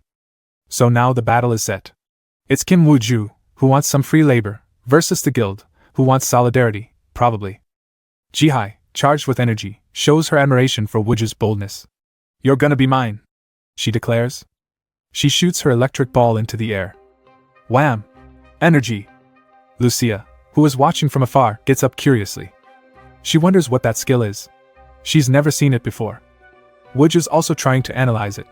Was it a long-range magic attack? Normally, this would have been a terrible matchup, but now that he has Zero, he has plenty of solutions. He calls out to Zero, who's ready to jump in. But Wuju is suddenly surprised. Your aim is terrible. You're unexpectedly clumsy. Wuju mocks Jihai, as the electric ball falls meters away from him. It's headed for the gyre, a turtle-like creature from this valley. It was quite weak at F rank. The electric ball hits the gyre and suddenly, the creature transforms. Wrapped in energy, it lets out a powerful growl. It's grown! Realizes Wuju. The encyclopedia pops up, confirming its evolution. It's now an A-rank mature gyre. Wuju wonders if it aged into this new form, figuring out that it must have been Jihai. He asks her if she was evolution sorcerer, which was a rare profession in the game. Are you just realizing it now? She murmurs. Vengefully, she scolds Wuju for not seizing the opportunity she gave him earlier. Jihai sends her evolved monster to attack. The massive beast obeys and charges at Wuju. Wuju acknowledges Jihai's ability is a nuisance, but remains confident in close-range combat. He charges in, fists ready. He's not intimidated, he's faced worse before. You must not kill that creature! Lucia suddenly commands from behind. Capture it and make it my servant! Lucia explains capturing monsters is crucial, filling the dungeon with resources is one of their primary duties. Capture this one? Wuju yells, clearly confused. Are you in your right mind? He thinks to himself. The ground trembles and cracks as the creature's massive attack strikes. Wuju mutters they are in the middle of a 4-on-1 showdown, and unless he's a professional hunter, he has to wear the gyre down before capturing it. He also thinks that he can't control his power yet and might kill it. Wuju decides to use the surrounding chaos to his advantage. He calls out to the guild members and asks what they were doing. They're in the middle of a showdown, and they're just standing around? He thinks he might be able to use the enemy's attacks against them. The others are clearly annoyed by his taunting. A warrior attacks Wuju, commenting on why Jihai wants him gone. Wuju wonders aloud about the reason while dodging attacks. Another enemy mockingly asks, "What else?" calling Wuju unbearably smug. The fierce opponent tells Wuju to drop dead, but Wuju has other ideas. Using his fingers, he deflects the enemy's attacks, and points them all towards the gyre. A flurry of attacks hit the gyre, and its HP goes down significantly. Wuju's opponent questions if he's enjoying this, even if they're losing. In the heat of battle, Wuju maneuvers skillfully, sending all their attacks to the gyre until it's weak enough to be captured. Jihai yells at Minji to attack too. She attacks with an ice arrow. Ice shards rain down around Wuju and the creature. He notes that they possess ranged magic but remains undeterred. Wuju's approach is swift and decisive, aiming to finish the fight quickly. The scene erupts into a chaotic ballet of strikes and counters, with everything deflected to the gyre. Suddenly, all three attack at the same time. This is getting tough, Wuju says. Wuju positions himself right in front of the gyre. He quickly dodges and all the attacks hit it. He taunts them some more. What? Is this all you got? He yawns and says he's starting to get tired. It becomes evident he has pushed their patience to the limit. An enemy mockingly suggests he should rest. Wuju makes them angry enough to unleash their strongest skill. Phoenix Smash! Shouts one enemy, while another yells. Moon Swings! It seems like an all-out, last-ditch effort to put Wuju down. But Wuju simply twirls his hand. And a whirlwind of fire and energy swirls forms, becoming bigger and bigger. His enemies wear expressions of shock and horror as Wuju shows the extent of his power. Wuju, undeterred, channels his energy to deliver a concentrated blow on the evolved creature. He realizes that he can't rely on others' attacks every time. A thought enters Wuju's mind. If only he could summon that jerk. An image of ominous creatures with glowing eyes flashes through his mind. Then he would be able to revive monsters that have turned to dust and make them servants. He remembers his key and decides it's time to put it to use. But first, he needs to deal with the battle on hand. He throws the large fireball downwards. Zero's prepared to lend support. The fireball falls and is caught in Zero's silver thread. It's stopped by the thread before it hits the ground. A powerful yank from Zero follows, and the fireball is thrown back upwards into the belly of the suspended gyre. I don't like it! A voice yells, and purple power emanates from her, and goes straight into the gyre, and it explodes. The opponents react in disbelief at the turn of events. As the dust settles, Wuju opens his display and prepares to capture the monster. But it seems there's another surprise. Rising menacingly from the ground, a gigantic, serpentine figure. Wu Ju stares at the creature. Only Lucia can summon something like this. Even in Lucia's overpowered novel, this was known as a transcendental being or disaster. A ferocious face emerges from the dust. Are you insane? Summoning the black tortoise here? Wu Ju shouts. The display quickly reveals that this creature's name is Nightmare Cody, a god-level black tortoise. The god of the east, Xuanwu, with a height of about 1.5 kilometers. It's just a bit unfair, isn't it? Someone mutters while watching from a distance. It's Suki. She sneaked in after hearing about Jason's defeat and after hearing about unknown monsters suddenly appearing. She identifies the lady with horns as the demon king Lucia from surviving as the strongest in the world of the strongest. And Zero's here too. From the killer loves today. There's a dungeon being built in Wyvern Gorge, something only demon kings can do. And the most shocking thing for Suka was that this chaos was orchestrated by Kim Woo-ju, super nerd and the school's errand boy. What the heck was he thinking? Everyone's freaking out. A mob without registration info? That's unheard of. Jihai, despite being an evolution mage, doesn't know squat about this monster either. Then wham, a close-up of Xuanwu's masked face as he looks down at the tiny creatures. The beast contemplates how familiar this place feels. Xuanwu tries to remember. He was on his way home, but he was suddenly transported to this place. He zooms in on Lucia, calling her the unpleasant person who blocked his way. You can tell how ticked off he is. Xuanwu isn't playing. His punishment is going to be severe. The creature slams his tail into the ground, sending the players flying. Watch out! Yells one of the crew. It's totally chaotic and even Lucia is shocked. The explosion's impact is massive, almost natural disaster level. Just then, something catches Xuanwu's attention. With Zero's help, Wu Ju was able to block his attack and protect Lucia. Lucia's just lying there, not moving and chuckling that Wu Ju ended up saving her after she gave him the idea of earning money from the dungeon. Money really is something, isn't it? She cackles. Wu Ju tells her it's not about money but about summoning a disaster-level beast into this world. Lucia calls his bluff. So it was about money? It's the first boss monster to be laid in the dungeon. It wouldn't be a great dungeon if they just had easy monsters, that's why she summoned it. Wu Ju knows this is not going to be an easy feat.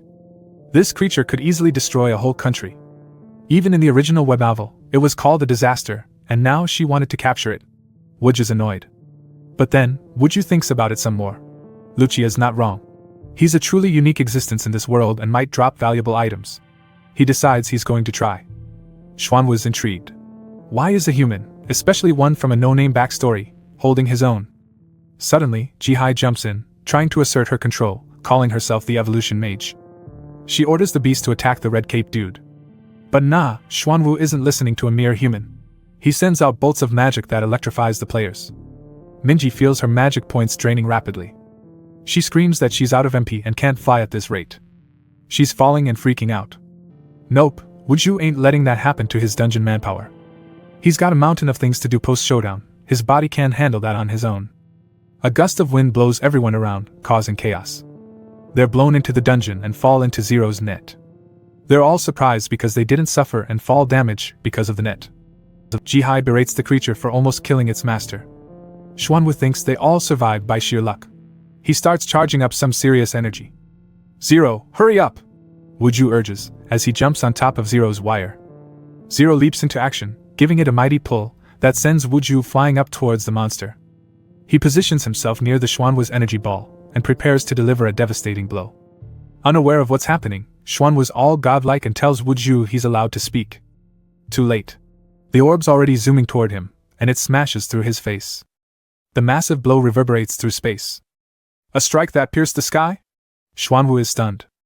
It even went through his ironclad body. What are you? He exclaims. Wu Ju calmly explains this was Lucia's power, though the creature has never met her yet. This time he reveals he'll just use the tiniest fraction of his power. Xuanwu's dismissive and zaps Wu Ju with his own power. Wu Ju's a bit surprised at the feeling. Like he's losing something. The draining energy intensifies as Xuanwu holds Wu Ju in his grasp. Minji points out that it's a technique that drains MP. Minji's worried that if Wu Ju is drained, he'll fall. Wu Ju realizes it too, as he pulls up his stats. Xuanwu scornfully asks how it feels to be powerless. Wu Ju's response? Meh, I don't use MP. Xuanwu doesn't believe him, and boasts that he is godlike with infinite regeneration, taunting Wu Ju's mortal limits. Xuanwu thinks, honestly, this guy is a potential nemesis to the gods. He must be eliminated quickly. His attention shifts to Lucia, lying lazily on the ground. Then I'll eliminate the one who mocked me and caused this horrible disaster, the main culprit. He glares at her. This whole situation's getting the best of Wuju. Despite the tension, there's a part of him that feels strangely excited hearing Xuanwu's threats. Wuju takes a quick glance at his HP and MP stats. His MP is 0. But he seems almost relaxed, saying something like, "You're so proud of draining MP that I don't even use." Wuju sees this as reason. To activate the dungeon and weaken his body, he needs Xuanwu. Wuju announces that he wants to end it quickly. Xuanwu tries to argue, telling him they're in the middle of a conversation. He reminds him that he is an immortal being with infinite regeneration. Wuju isn't fazed though. He snaps back with, "It doesn't matter. How about gritting your teeth?" Xuanwu, being all high and mighty, calls it a foolish waste of time and offers Wuju another chance to reconsider. But Wuju's having none of it. "I said no. This divine beast talks too much." Bold, but that's Wuju. Then, mid-threat bam, Xuanwu's just like, "Die already!" Xuanwu unleashes his divine secret art, 10 tails. Meanwhile, the crowd below is clueless, struggling to see through the dust and chaos up above. Lucia, amused by the spectacle, finds it so splendid and cheerfully thinks that business looks promising. Zero also looks pleased at the outcome. Suke, still observing from afar, is flabbergasted that the beast was taken down in one strike.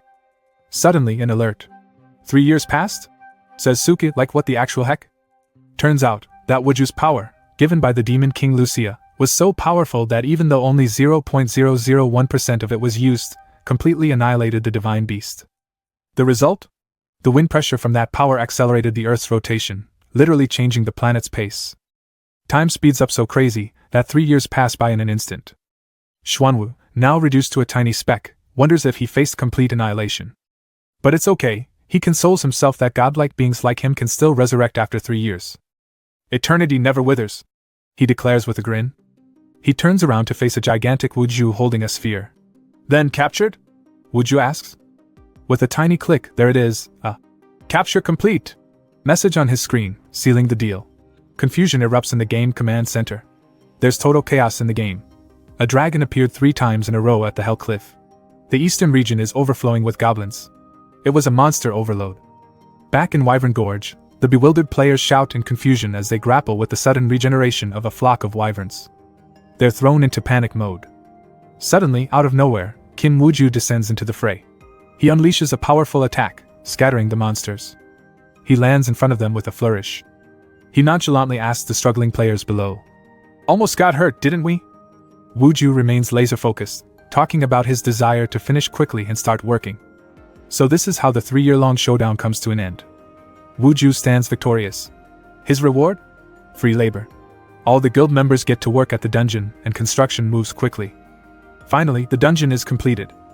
The rules are up. And the neon signage switches on. The 3 of them look at the dungeon with pride. Lucia is proud of their achievement. "Hey, Kim Wuju!" calls out Jihai, catching his attention. They're not too pleased with how things turn out. "No matter how I lost the showdown, how can you exploit me like this?" She yells and demands for another face-off. The rest of the party members beg her to quit it. "That jerk erased the wyverns without a trace," the red-haired dude mutters. He also mentions that he wiped out that summoned creature. "He's definitely hiding his power. We aren't a match for him." He concedes, deciding it's time to bail. "If you want to do more, do it alone, we're leaving now," they declare, turning their backs. Jihai calls out to them to stay for a moment, but ultimately decides to follow them. But not without threatening Wuju that she'll see him at school. "Yeah, please promote this place for me," Wuju replies, as casual as ever, as they wave goodbye. "That's not what I meant," screams Jihai.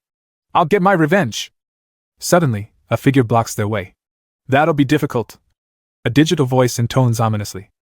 "This data is so unsettling that we have to take it back," the figure intones as it plucks something from Jihai's head. It does the same for the rest, asking for understanding with a chilling calmness.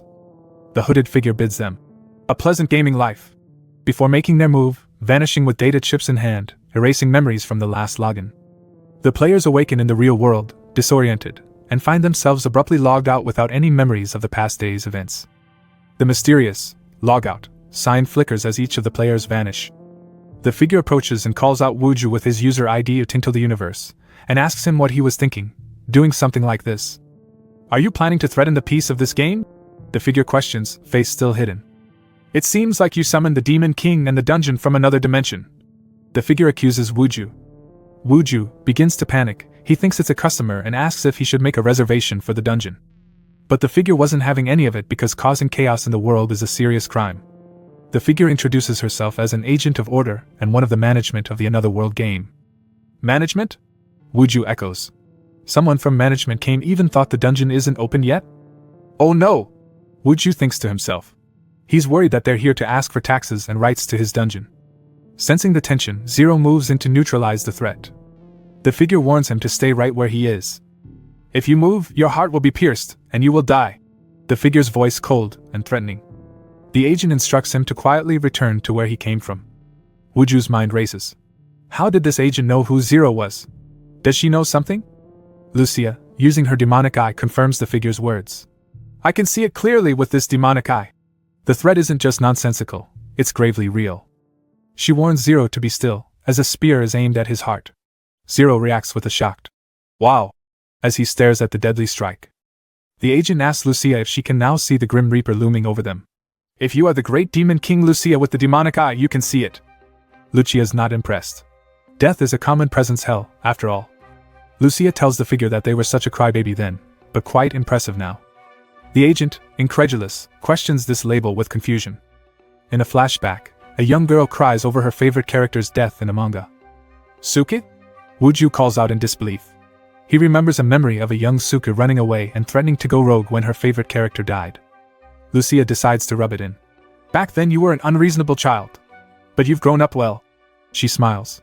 Suke only mutters while Wuju still can't believe it's her. But wait. The cloaked figure denies knowing that name. Says they're part of the management. Wuju calls her out, recounting that her mom and her had been there since the beginning of the game. Wuju's sharp, though. He notices a pixel art emblem on her mask and instantly connects the dots. He points out that it's her favorite character, and that emblem was a birthday gift he gave her. Oops, looks like she's busted. Wuju tells her to quit playing games and help him fill up his dungeon with mobs. He'll give her some discount coupons in return.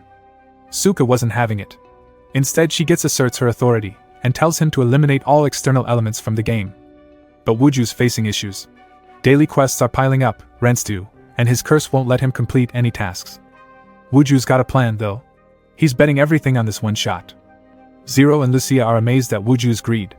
Lucia, especially, is giddy at the awakening of a great demon king. Suki remembers that the horrifying skin was customized when Wuju was full of anger at his dad's work. She declares that her power of foresight shows a grim future and resolves to eliminate all beings from outside the game. Wuju warns that she cannot beat him. His power is beyond the scope of the game. They argue back and forth about this. Suki insists his power does not matter, but Wuju insists that it does. It finally devolves into a shouting match. I know what your ability is, that's why I'm saying it, Wuju finally declares while powering up. Flames literally form around him as he asserts his point. Once he catches her, it's game over. Suki insists that it's impossible because she already has control over Zero. Wuju says he doesn't need Zero, and starts going through his item inventory, searching for something. Suki asks him what the heck he was doing. Looking at the items that will drop when he dies? She tells him if it's bribe, to forget it. She's not budging. Found it, Wuju finally says, and shows an item to a surprised Suki. It's a fox item that matches her face skin and shoulder mount. This item would complete her fox emblem set. Suki struggles to remain composed as she tells Wuju to hand it over. But Wuju tells her to come closer instead. Wuju's dead serious though. Still playful, Lucia remarks, knowing fully what the plan was. This emblem scenario takes a turn. Wuju threatens to drop it, if she wasn't interested. Since it's older than 3 years, it's gonna disappear once it hits the floor. It's cheap, Suki says. So what if it's cheap? Wuju replies. Has the future changed? Suki tries to argue. But Wuju drops the item and Suki reacts by diving for it. Suki's giddy with happiness. This one and only item was her favorite character. I caught it! She shouts. But wait a minute. Wuju's now standing over her with a sinister smile. Wuju quickly yanks her up. What's wrong? He asks Suki menacingly. Did she not see a future of her getting caught if she went after the emblem? Suki's eyes look on in terror as Wuju shows her what would happen next. With one step, Suki is brought out into the universe. It's scary. She can't log out or reach other admins in her comms. And staring right in front of her was a supermassive black hole? Suka's mask falls off. She's fallen to the ground and screaming. A system notification pops out. The system announces Wuju's new title. It's one who made the admin kneel. Suka. A gentle voice calls out. Wuju tells her that her imagination's too much. That's why she gets overly emotional with her favorite character. Wuju gently requests that she leave them alone to do their thing for a while. Suki is stunned. The game is so vast that anything can happen. He asks if Suki can turn a blind eye on them for a bit. Then Wuju hints at invoking another hero into the game. Blood Demon Supreme from the Martial Arts Chronicles web novel is the next target. Suki trembles. Their heart races. She knows this character from another one of Kimida's work. Can Wuju really bring him into this game? You seem interested. Wuju remarks. Wait, can you summon anyone regardless of genre? Suka exclaims in shock. Yep, Wuju confirms and points to Zero and Lucia. Seems Wuju's team hasn't caused significant issues yet. Curious, Suka asks if he can summon her favorite character too. Wuju affirms its feasibility. The characters are usually pulled out right at the point where they die in the novel. Suka's face lights up in pure joy at the possibility of meeting her favorite character. Now I understand, she cries. Wuju jokes with her sweetly that she's always been like that since when they were kids. With a climactic offer, Wuju asks, So, what do you think? Want to join? Yes. Okay, let's go. They all cheer as they march into the dungeon. Somewhere within the game, in an eerie, rain-soaked fortress, a secretive meeting was being held behind closed doors. There's no problem? Someone exclaims. Inside, some big shots in the game are freaking out. Bipedal Snowfield has vanished completely. And to make things worse, the investigators they sent went MIA too. Talk about a double whammy. They're all gathered around a table, looking deadly serious, discussing the game's top-ranking player Jason who got his character got deleted. Whoa, how did that happen? One of the admins, Balanso, is all worried because Jason lost this crucial golden armor he made. Suka tries to downplay it by saying Jason dropped it during the character delete, so they didn't think it was weird. But in her mind she earlier wooed Yu showing her the golden armor and asking how to wear it. She tries to reassure them that any movement of this expensive item will be detected. They chatter about checking the black market. Then another high-powered player, Wild Kiwi, ranker number 9, comments how surprising it is that Jason actually took a hit.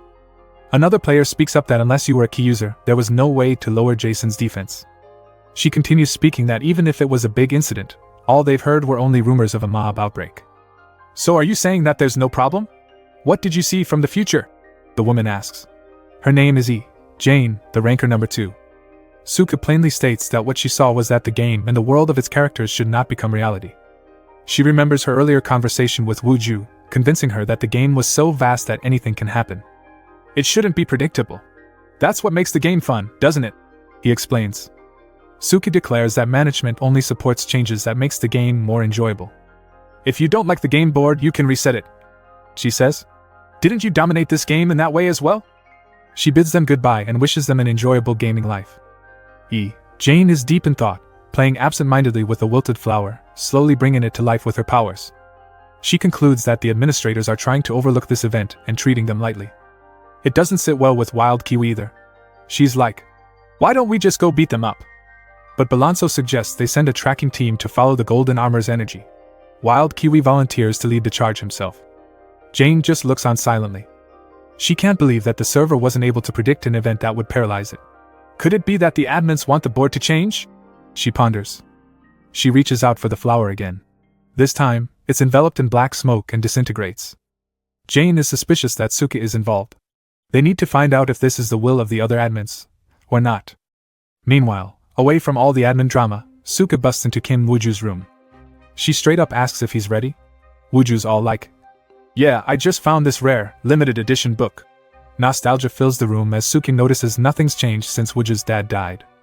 Suki gets googly-eyed looking at the study overflowing with unreleased author materials.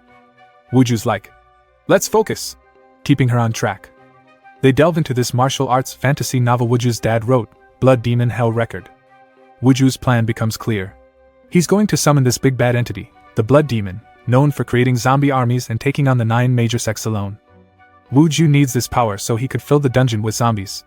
Suka questions if Wuju can control the Blood Demon. She brings up last time he summoned a powerful entity, noting the chaos it caused. Wuju doesn't have the luxury of time. He needs the money to pay his bills now. He's calculated the timing of the summoning. There's no time to hesitate. Let's go, he declares, as a flash of light fills the room. Suddenly, the scene takes a dark, misty turn. An ominous creature floats in a pool of water. Did I survive? He mutters. The blood demon recalls the sneak attack by United Martial Artists. There's this vivid flashback of him falling off a cliff. He's mad as heck, swearing revenge. He's pretty messed up though, bleeding internally and barely holding on. Suddenly, a small voice calls out. A kind servant boy from a nearby inn shows up, wanting to help. The demon's like, well, this is convenient. He reaches out a gnarly hand to grab the kid, and apologizes as he takes over the kid's body. He needs a vessel in order to be reborn. The blood demon activates the rebirth spell. He's only just going to borrow this body for a moment. A bright light pierces the rainy darkness, and the blood demon opens his eyes. Did I succeed in rebirth? He questions. He's really been summoned. Wuju and Suki are watching closely. Both look amazed and a bit terrified. Wuju explains that he picked Volume 1, which involves the blood demon borrowing a servant boy's body so he could be reborn. Suka questions if this is really the blood demon. The young boy, with wide eyes, is startled. Huh? How do you know my name? He accuses them of being assassins from the martial world. Suka mocks the boy, calling him pathetic, but Wuju warns. Watch your mouth, the real blood demon is still inside him. The boy, shaking with rage, counters. You didn't think I wouldn't hear it, did you? And threatens to turn them into corpses. He activates his power. But since he's in a little boy's body, nothing really happens. Suka, charmed by the boy's appearance, exclaims, He's so cute! While holding the transformed servant boy. The demon suddenly remembers. I forgot that I borrowed the servant boy's body temporarily. Wuju instructs the boy to control his energy first, otherwise, his blood vessels might burst. The small demon retorts, How dare a brat lecture me? But acknowledges the truth in Wuju's words. As the blood demon tries to regain control of his powers, he realizes the servant boy has faint inner power. First, he says, focusing. I'll take care of the one who mocked me first, he declares, while slicing a finger of power at Suki. Did you just hit me with those tiny hands? Suka laughs at the adorable attempt. The boy tries attacking again but gets outmaneuvered at every turn. Suka is even more charmed at his stubbornness cuteness overload. He's shocked that Suka reads his moves so accurately. Wuju then steps in, questioning the boy's power management. Then he tosses him a seed. The boy struggles to comprehend the situation as another seed attack forces him to dodge. What's this small seed? The boy wonders, struggling to grasp it. Are there still powers hidden in the martial world that I don't know of? He thinks, trying to understand. Kim Wuju praises the boy. Next, he tells him to infuse his inner power into the next seed. He looks calm in the game, but in reality he's panicking. He needs to end this battle now. The blood demon resists. Suddenly Wuju calls him a lackey. The boy's eyes widen at this word. Wuju scolds him, asking who saved the blood demon in the midst of rebirth, and shouldn't he be taking better care of the body he borrowed? The blood demon is really confused now. Suka steps in. Are you going to whine to us again, you lackey? Suddenly, realization hits, there are only two people who call him that. If it's them, they would indeed read my moves, he admits. I thought I fought the martial world alone. The demon continues, reflecting on his isolation. A tear starts to fall. But you were watching! Overwhelmed, the servant boy apologizes profusely to his supposed masters. This foolish disciple greets my masters! He finishes, bowing deeply. Disaster, the blood demon thinks, doesn't always bring bad results, as this event has brought him back to his masters. Wuju and Suke, both original fans number 1 and 2 respectively, exchange knowing looks.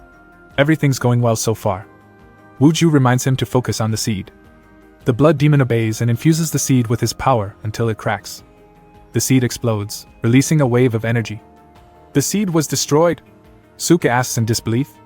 Wuju explains that's the power of the blood demon.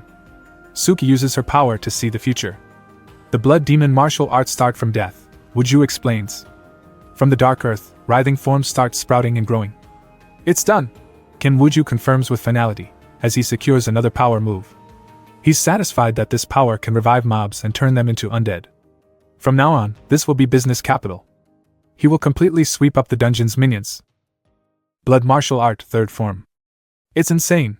This technique literally makes lifeless seeds spring up and turn into little minions. Blood Demon's Jiangshi necromancy is a terrifying technique that allowed the Blood Demon to take on 1,000,000 martial artists by himself. As the Blood Demon's number 1 fan, Wuju feels excited experiencing it right in front of him.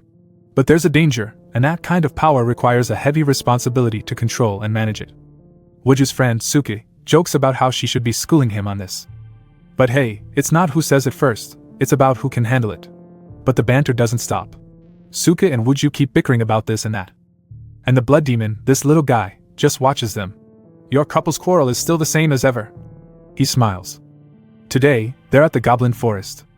They tried to summon some creatures. But they're tiny and barely packing a punch. It's too weak, no damage at all, says Wooju. The Jiangshi necromancy technique relies mainly on the strength of the body, not just the person's power. The blood demon scolds the little things for disrespecting his master. It's okay, Wooju just summoned them for transportation anyway. Wooju is getting serious, revealing why they're in this forest at all. The little beasts shuffle along, moving painfully slow.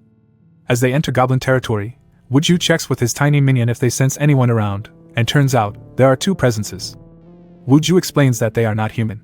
They're the creatures of this world called goblins, red-ear goblins to be exact. They have devilish faces but are quite tiny, says the blood demon. A back and forth ensues, Wooju's poking fun at the demon because his possessed form's even smaller than these goblins. Try making those guys your underlings, Wooju commands. Yet, Master Blood Demon isn't keen on having these tiny creatures as followers. Wooju advises him not to be intimidated. But the Blood Demon protests. He's one of the greatest in the martial arts world. Why would he be intimidated? Wooju explains that his necromancy manipulates corpses to the extreme, but the catch is he hasn't yet controlled anything living.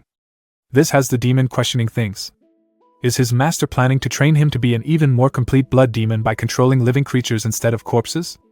He's speechless at his master's amazing foresight. Time to spring into action, there's no wasting opportunity here. Blood Demon bounces off to confront the goblins. The goblins, meanwhile, just stare forward, clueless. Blood Demon decides to give it a shot to get them to follow him without killing them. Fear is often the key. Frightened, the goblins might end up worshipping him. He remembers his past life, where less than 100 of his undead army took on the whole martial arts world. Fear will eventually lead to worship. Blood Demon lets loose his majestic aura, waiting for the goblins to fall and worship him. Confused, they hand Blood Demon one of their clubs. Why are they giving him weapons? Did they think he was one of their kind? Nearby, Wooju can't contain his laughter and lets out a snicker. Suddenly, chaos strikes. A dark ogre emerges, eyes glowing green. The Blood Demon's concerned. This ogre is emanating killing intent. The goblins scream in panic. The dark ogre smashes his club at the goblins. The poor goblins know they're in trouble, and wave Blood Demon away from danger. You guys, Blood Demon murmurs. If the martial arts world had shown even a tiny bit of compassion like these goblins, maybe a monster like him would never have been created. Blood Demon psychs up for battle, meets the dark ogre, riddled with thoughts of darkness. He shows off some Blood Demon moves like palm whip and palm grip. Things get intense real fast. The drama peaks, and with one final move, the ogre explodes. Blood Demon's anger turns to the goblins. How dare they make the mistake of thinking that he, a noble being, could be a lowly being like them? He calls them worthless and tells them to scram. The cheeky goblins appear bewildered, largely unsure what just hit them. All they know is this tiny guy just saved them from a dark ogre. They hoist Blood Demon on their shoulders like a king and carry him through the forest. Blood Demon's not sure what to do now. Wooju notes that making allies is just part of the mission, and orders Blood Demon to keep going. Huh! More orders coming in? Says Blood Demon. Suddenly, there's a loud horn. Trembling goblins give it away. Something huge is about to happen. He demands to be put down and calls to Wooju for help.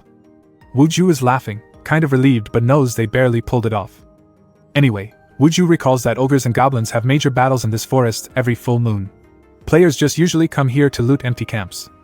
But this time, he's going right into the heart of the battlefield. His plan is to teleport using the device he planted on Blood Demon's collar. The plan? After the battle, turn dust from all the ogres and goblins into resurrected Jiangshi, then take all these mobs and place them in the dungeon. It's a sinister kind of genius. But then, the sky cracks open. Wooju's surprised at the intensity. That's definitely the blood martial art kicking in. Wooju decides to teleport in. He touches down in a raging battlefield, and heads to the area with the most bodies. He looks around in surprise. The field is chaos, bodies everywhere. Wooju looks on, surrounded by cheering goblins. Towering in front of him is a pile of bodies, with the Blood Demon at the top. Little guy, Wooju murmurs. How did he subdue all the ogres so quickly? The dude's not supposed to handle internal energy like this yet. The growth rate is ridiculously fast, Wooju thinks. Just then, Blood Demon notices his master. Their little reunion scene is quickly overshadowed by yet another surprise. Enter the Goblin Lord, this beefy, C-class monster, who's apparently the boss around here. He's holding a crown. He lays it gently on Blood Demon's head. A cheer erupts, the goblin crowd goes nuts. Blood Demon is confused. A few moments later, Wuju finds Blood Demon teaching a goblin how to swing a club properly. Wuju reflects if it's that time. There's a part in the original novel where the Blood Demon takes on his first disciple while in the servant boy's body. It seems that the attention has turned towards the goblins. It's probably better to keep him busy like this, since the Blood Demon isn't too loyal, compared to Zero. Wuju plans to pump up these goblins to their fullest potential before they turn into Jiangshi. This strategy could be a goldmine. Meanwhile, Blood Demon is praised for strategically fulfilling commands. Wuju grandly declares a change, the Blood Demon's taking on a new role. Stay here and be king of the goblins. The chapter kicks off with the protagonist being reminded about their training. It's like, didn't I tell you not to slack off? In the Blood Demon's original novel, he finds this kid who's quite the martial arts prodigy. He keeps pushing the disciple, ensuring he gets better and better, driving him to train harder. This desire from the original work is manifesting. But the Blood Demon's focus now is training the goblins like mad, and it's making their army more powerful than ever. In another part of the game world, a shadowy figure runs through the rain, and it's clear something serious is brewing. Wild Kiwi joins Balanzo's team, promising to be solid backup. The squad leader, Jiaiwook, isn't thrilled about it, calling him a scatterbrain. There's tension. He's not too pumped about Wild Kiwi's attitude. Wild Kiwi taunts him, reminding him it was she who kicked him out of the rankings. Jiaiwook counters that she only got into the rankings by luck. That sets Wild Kiwi off. She threatens to show him who's boss again. One of her eyes open to reveal a tiny glowing creature as she activates Seal Strike. A lock appears in front of Jiaiwook. I put a stop on you so you can't use your petty tricks, Wild Kiwi yells while closing in for an attack. But Jiaiwook cleverly trumps her trick by logging out and evading her attack. It's like watching a maneuver-packed chess game in the rain. The little guy comments about attacking without setting the showdown rules. Well, he's done a lot of player kills in this game, so it doesn't matter. The little guy remarks that she didn't win that round. Jiaiwook's suddenly behind Wild Kiwi, ready to strike. But Kiwi still has Anther trick up her sleeve, as another hole opens to reveal a tiny blue guy. Crack strike! It announces, and lightning bolt connects with Wild Kiwi out of nowhere. Jiaiwook is able to avoid it. The two continue bickering until one of the men interrupt. They have orders from Balanzo to go on ahead if the siblings start to fight. An uneasy truce forms between them. Turns out, they're not just siblings. They're fraternal twins. Meanwhile, Kim Wuju and the Blood Demon arrive at the dungeon entrance. Wuju introduces it as Dungeonopia, the symbol of adventure overflowing with dreams and hope. Blood Demon's not too impressed. Zero brightens up at the arrival of his master. But wait, what's this? Wuju's praising Blood Demon, patting him on the head. Blood Demon's all thanks. But there's something else on Wuju's mind. The original plan was to resurrect the goblins and ogres left on the field after the war, and fill the dungeon with these undead creatures. The Blood Demon has grown too attached to the goblins, seeing them as his disciples. At that moment, Wuju notices Zero. The sight of his master praising someone else has him all amped up. A face-off begins, with intensity crackling in the air. Blood Demon calls him a pup standing up to a lion, but there's a thin line between bravery and folly. Wuju tries to defuse the situation by picking Blood Demon up. Meanwhile, anger and jealousy are building up within Zero, charging up his star meter. Suddenly, our protagonist pops 2 stars. Talk about leveling up. But Blood Demon has slipped from Wuju's grasp. Yep, things are escalating quickly. Skills are being showcased. Blood Demon's impressed that Zero can change directions freely midair. Zero's killer wire is also as impressive, made up of intangible hard chi. Looks like Zero's giving Blood Demon a run for his money. But this body has its limits, and there's always a danger of overdoing it.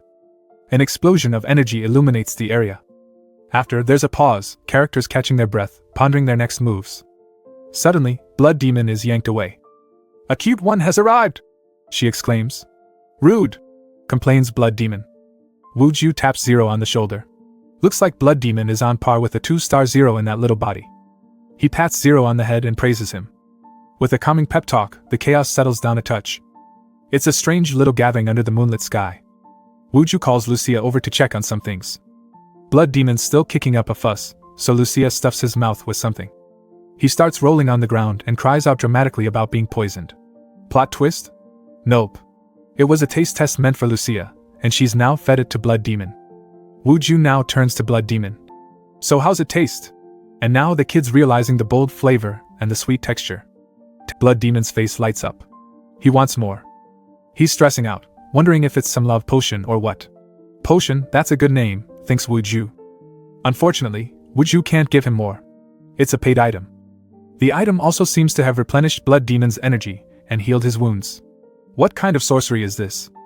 Wu Ju finally reveals that it's an essential item for dungeon exploration, an energy cookie called Boom Boom Potion.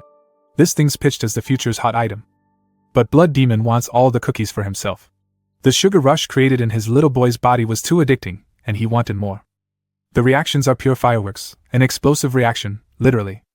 Looks like this item is destined to be a bestseller judging from how excited Blood Demon and Zero are. Back in the real world, the landlady's finally found out the secret path he's been using to avoid her, and is hounding him for rent. But with this dungeon business, he might be able to pay off all his bills in one go. Or maybe he should just buy the whole building? He smirks. Oh my, someone spotted a stupid face they find charming enough for marriage. Group energy seems through the roof with vibrant auras bursting out around them. Just then, Suka logs in. The cookies are just jerky potion with the skin changed, right? She chuckles. And the pricing's too much. You can't find cheaper potions with other merchants. But this one has a special edition design, argues Wu Ju, showing Suka's favorite fox character. That's it. Suka's sold, she's buying all of it now as long as her beloved fox character's on it. With the dungeon opening imminent, everyone's just all fired up. A few days later in the dungeon, preparations are underway. Kim Wu Ju, yanking out his guidebook, starts pointing out key spots, this one, that one, and a few more. Let's kick things off with the dungeon map, he says. The plan? Place all the monster balls they gathered all over the dungeon. With the dungeon dead as a doornail, monsters need to be set to guard each area first, Wu Ju figures. Weakest ones lead, growing stronger as adventurers progress. He carefully clicks the first monster ball, looking as determined as a general plotting a battle. Starting simple with the first guardian, he decides to use the Seedling of Gyut. The surprise hits him, the environmental transformation. The background even alters to match the monster's habitats. That's some next-level simulation. Wu Ju's impressed, and a bit in awe. He preps for the next stage. He'll place the silver ogres that were wiped out in the Goblin Ogre War. But now, throwing in ogres feels like an odd jump from easy seedlings to hard mobs. The logical step is some low-ranking goblins, but they've gotten too strong. Blame the Blood Demon for that mess. The next stage involves wyverns. The strength scaling is confusing, it's like putting goblins as a surprise finale. Wu Ju finishes arranging the lineup in a rough draft. His planning board shows all stages neatly, which means it's final boss time. This final boss is no joke, it's the current dungeon heavyweight. Inside the game operation planning headquarters, a meeting is taking place. They're trying to sort out the recent mess. The outsourced agency guy's Griffin Eyes is still missing. Bipedal Snowfield has been restored. The 3-year bug has been fixed and compensation provided. Feedback loops around, with some wondering about the purpose of all these updates. Is it even a report? Seems like a checklist instead of analyzing the cause, says the game master Anhwa. Suki, also a game master, argues that since the appearance of all these magic keys, analyzing causes has become meaningless. Meaningless? Anhwa smiles chillingly. With personal grudges in the mix, Anhwa claims bias toward her daughter. She's had enough. Game master Moon Yoke mutes the lady. Moon Yoke decides to leave things as is for now, to create tension among the key holders. It might lead to an emergence of so-called game changers, which they always wanted to happen. Suka's thinking. She got herself bribed again with those snacks.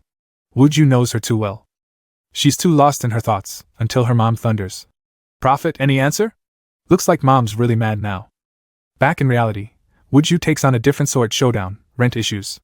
His landlady's banging on the door, ranting about overdue payments. His landlady's none other than Anhwa, who's really furious about the meeting and looking for someone to vent her anger on. Wu Ju's nonchalant replies throw her off. How about she forgets the rent and sets up a meeting with a real estate agent to discuss buying the building? Talk about a power move. The landlady, Anhwa, is shocked.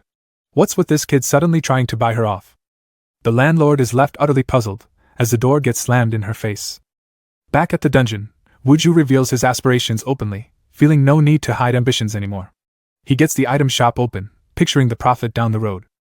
Now, let's escape poverty and enjoy the premium life, Wu Ju declares. Lucia just loves this rotten ambition driven by wealth. Now it's time for the dungeon opening. He powers up the dungeon core, unleashing a brilliant beacon of energy. Explosive, isn't it? This marked the grand opening of dungeons in the game. A bright new chaos, maybe the start of everything. The pillar of light grabs everyone's attention. It's like a wild, magical show out there. Dungeon A's entrance sign flickers on, the dungeon hallways light up with an electric buzz. It's like a red carpet entrance, but with more mystery and danger. Dungeonopia is officially open to the public. Wuju slips on a little mustache disguise, ready to sell his wares. From today, we'll be busy, he announces to his team, excited about the chaos to come. He asks them to have a rest in the staff room for now. Lucia jumps in. Call it the Demon King's Castle, not just a staff room. With a flip of a switch, they disappear into the depths, heading to their posts. Lucia's not happy at being abandoned, and why is this castle so small? Patience, he says, it'll grow from a staff room to a proper Demon King's fortress one day. But for now, he has focus on being the best merchant. He practices his opening spiel. Welcome to Dungeonopia, filled with dreams and hope. But day one passes, without a single customer. As the dawn creeps over, reality kicks in. There's no foot traffic here. Is it because wyverns are extinct and no one's coming here for quests? Looks like his hatched plans are struggling. A sudden rush. Someone storms by, finally, a presence. There's a dungeon here? The customer asks, bewildered. Wuju, caught by surprise, stutters a nervous welcome. Welcome to Dungeonopia. You can use the shop before entering. Would you like some help? He splutters. It was Wild Kiwi. Are you a peddler? She asks suspiciously. Things get tense when an assassin crew shows up. Jiwook's got a knife pointed at him, threatening a PK. Jiwook scolds his sister for barging in before them. Wuju doesn't care. These were his first customers. While they're arguing, Wuju reaches out and flicks the assassin's knife. It's chaos, as it hits someone, and flies out into the universe.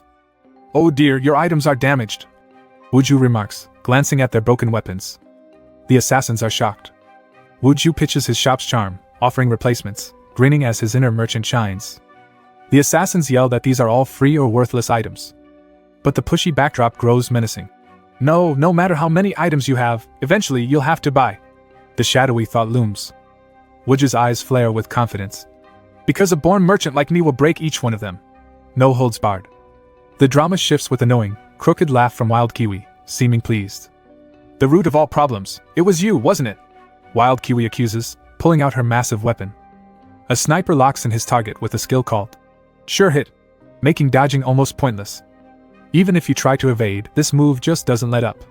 It's a relentless attack aimed straight for the heart. Wuju, with his fast thinking, gets reminded that arrows are limited, they're consumables. As the arrow flies straight to him, he's worried. Someone taunts Wuju, asking if he's scared of being PK'd. Enter the Balanso Hands Assassin Squad, where killing is, confusingly enough, allowed. Talk about an extreme PvP zone. He warns Wuju that he's not in a position to be relaxed. This is where things get dicey. Under stress, Wuju mutters a quick no, as he reaches out for the weapons. But here's the twist, what had Wuju really worried were the assassin's blades. He doesn't want to destroy it because he intends to sell them after the fight. He flicks a few of them, and they're all broken. Oh no, there's not much stock left. The assassins are in shock. Weapon destruction? He avoided the sure hit skill? You were the one who took the golden armor after Jason got deleted! Wild Kiwi exclaims with glee. The confusion is real. This, golden armor, is a puzzle everyone wants to solve. Golden armor? Wuju asks, feigning ignorance. It's a dungeon boss clear reward. Do any of them want to try? The attackers maneuver around Wuju, who maintains focus on not losing sight of his inventory. This crazy demand to hand over the golden armor intensifies the showdown. Meanwhile, Zero and Lucia are down at the lounge. Lucia calmly asserts to leave Wuju to handle things this time. The scene moves back to the game operation planning department. Suk is worried. She wasn't expecting this. Top rankers and Blanso's assassins were the first dungeon customers. If the golden armor is discovered as a reward in the dungeon, she'll be in trouble. Someone mentions the fox emblem on her shoulder. It's her mom. She remembers it's the prophet/Suka's favorite character. They switch to whisper mode. Too many ears listening. The editor/mom talks about the masterpieces and hardships in Androkimeda's works, expressing regret that she wasn't able to stop him from dying of overwork. Troubling insights surface when Kim Woo-ju, Androkimeda's son, enters the conversation. Editor also reveals that Jane, the top-ranked player, has been asking around why management has ignored the anomaly. The prophet must have her reasons. But editor warns that Jane is a dangerous player, waiting for an opportunity to pounce and take control of the game. Don't show any signs of weakness. She advises her daughter and walks away. Kim Woo-ju, do your best. Suka wishes in her mind. Wild Kiwi's pretty tough, but there are worse guys in Blanco's assassin squad. Back in Dungeonopia, someone suddenly yells, "Wait!" halting any immediate conflict. A small older assassin tells them it might be useless to keep fighting. The dungeon's aura matches the shopkeeper's aura. The conclusion? Because of the shared aura, the shopkeeper might just be an AI human that's part of the dungeon.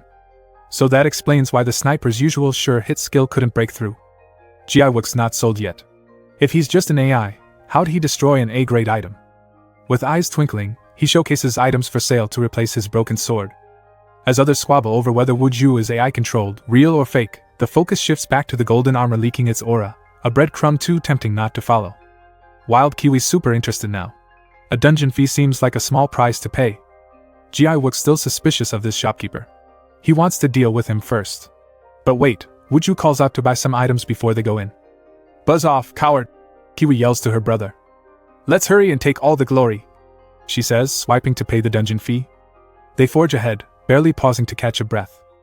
With coins tallied and progress ticking, Kim Wuju's hope rockets as he gains first profit from the madness unwinding around him.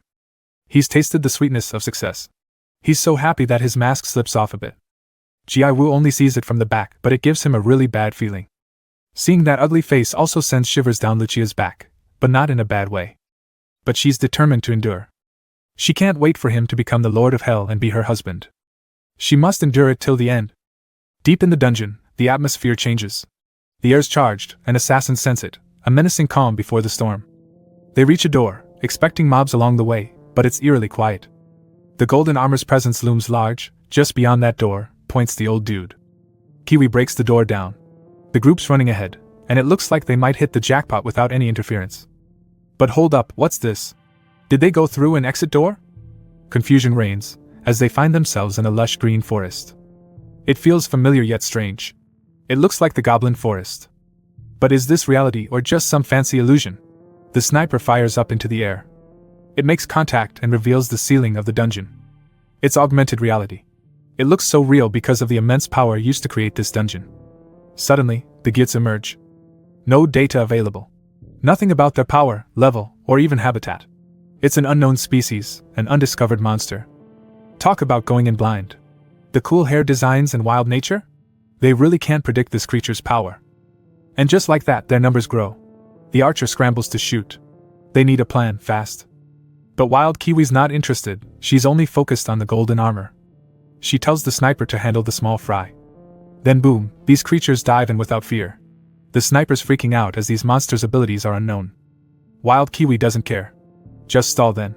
Buy some time till her brother, Jiwook, catches up, then they can defeat them together. A blush creeps up the sniper's face. Leave it to us then. She smiles giddily. The other assassins wonder if she'll be okay on her own. Ah, youth. As Kiwi and the rest of the team charge ahead into uncertainty, Sniper Girl's all serious with her role. She apologizes to the Gyuts.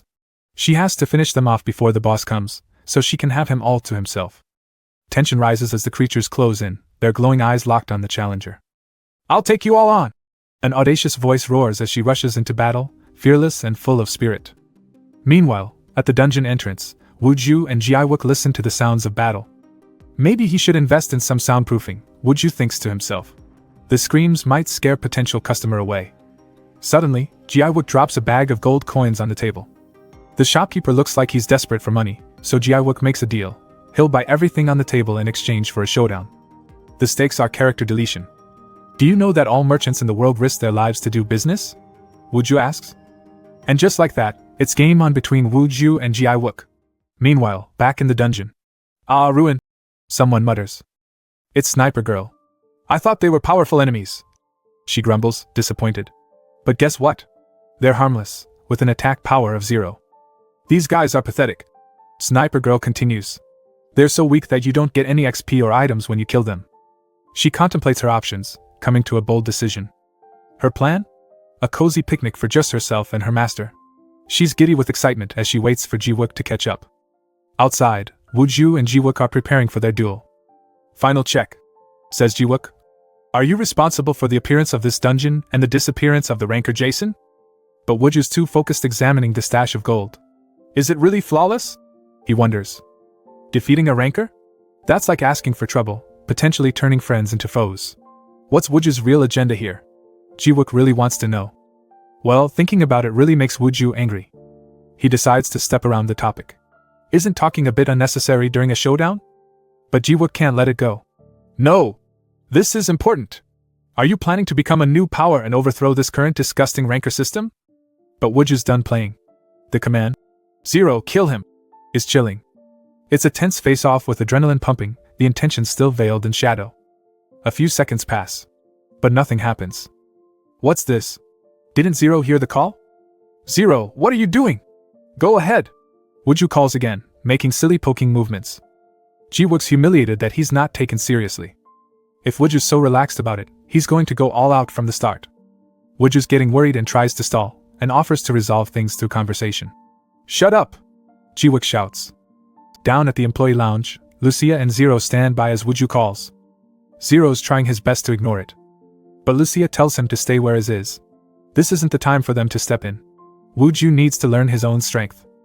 Zero's trying his best, but it's obvious that he's nearing the end of his rope. Back inside the dungeon, the crew is battling a zombie wyvern. Wild Kiwi has just dealt the final blow, when someone comes up. Sorry I'm late. He just finished dealing with some ogre zombies. They update each other on the abilities of the creatures. Looks like the ogres are the same as those in Goblin Forest. But the zombie wyverns are stronger. The dungeon returns back to normal, as the level has been cleared. The old guy remarks about the dangers of this kind of dungeon. If demons appear, then hell will manifest. Just then, they notice the immense energy coming from the next door. Eyes turn towards that elusive golden armor. No, it seems to be a different kind of presence. What's waiting beyond these doors? Who cares? Just smash everything and it will be fine, Wild Kiwi yells as she breaks down the door.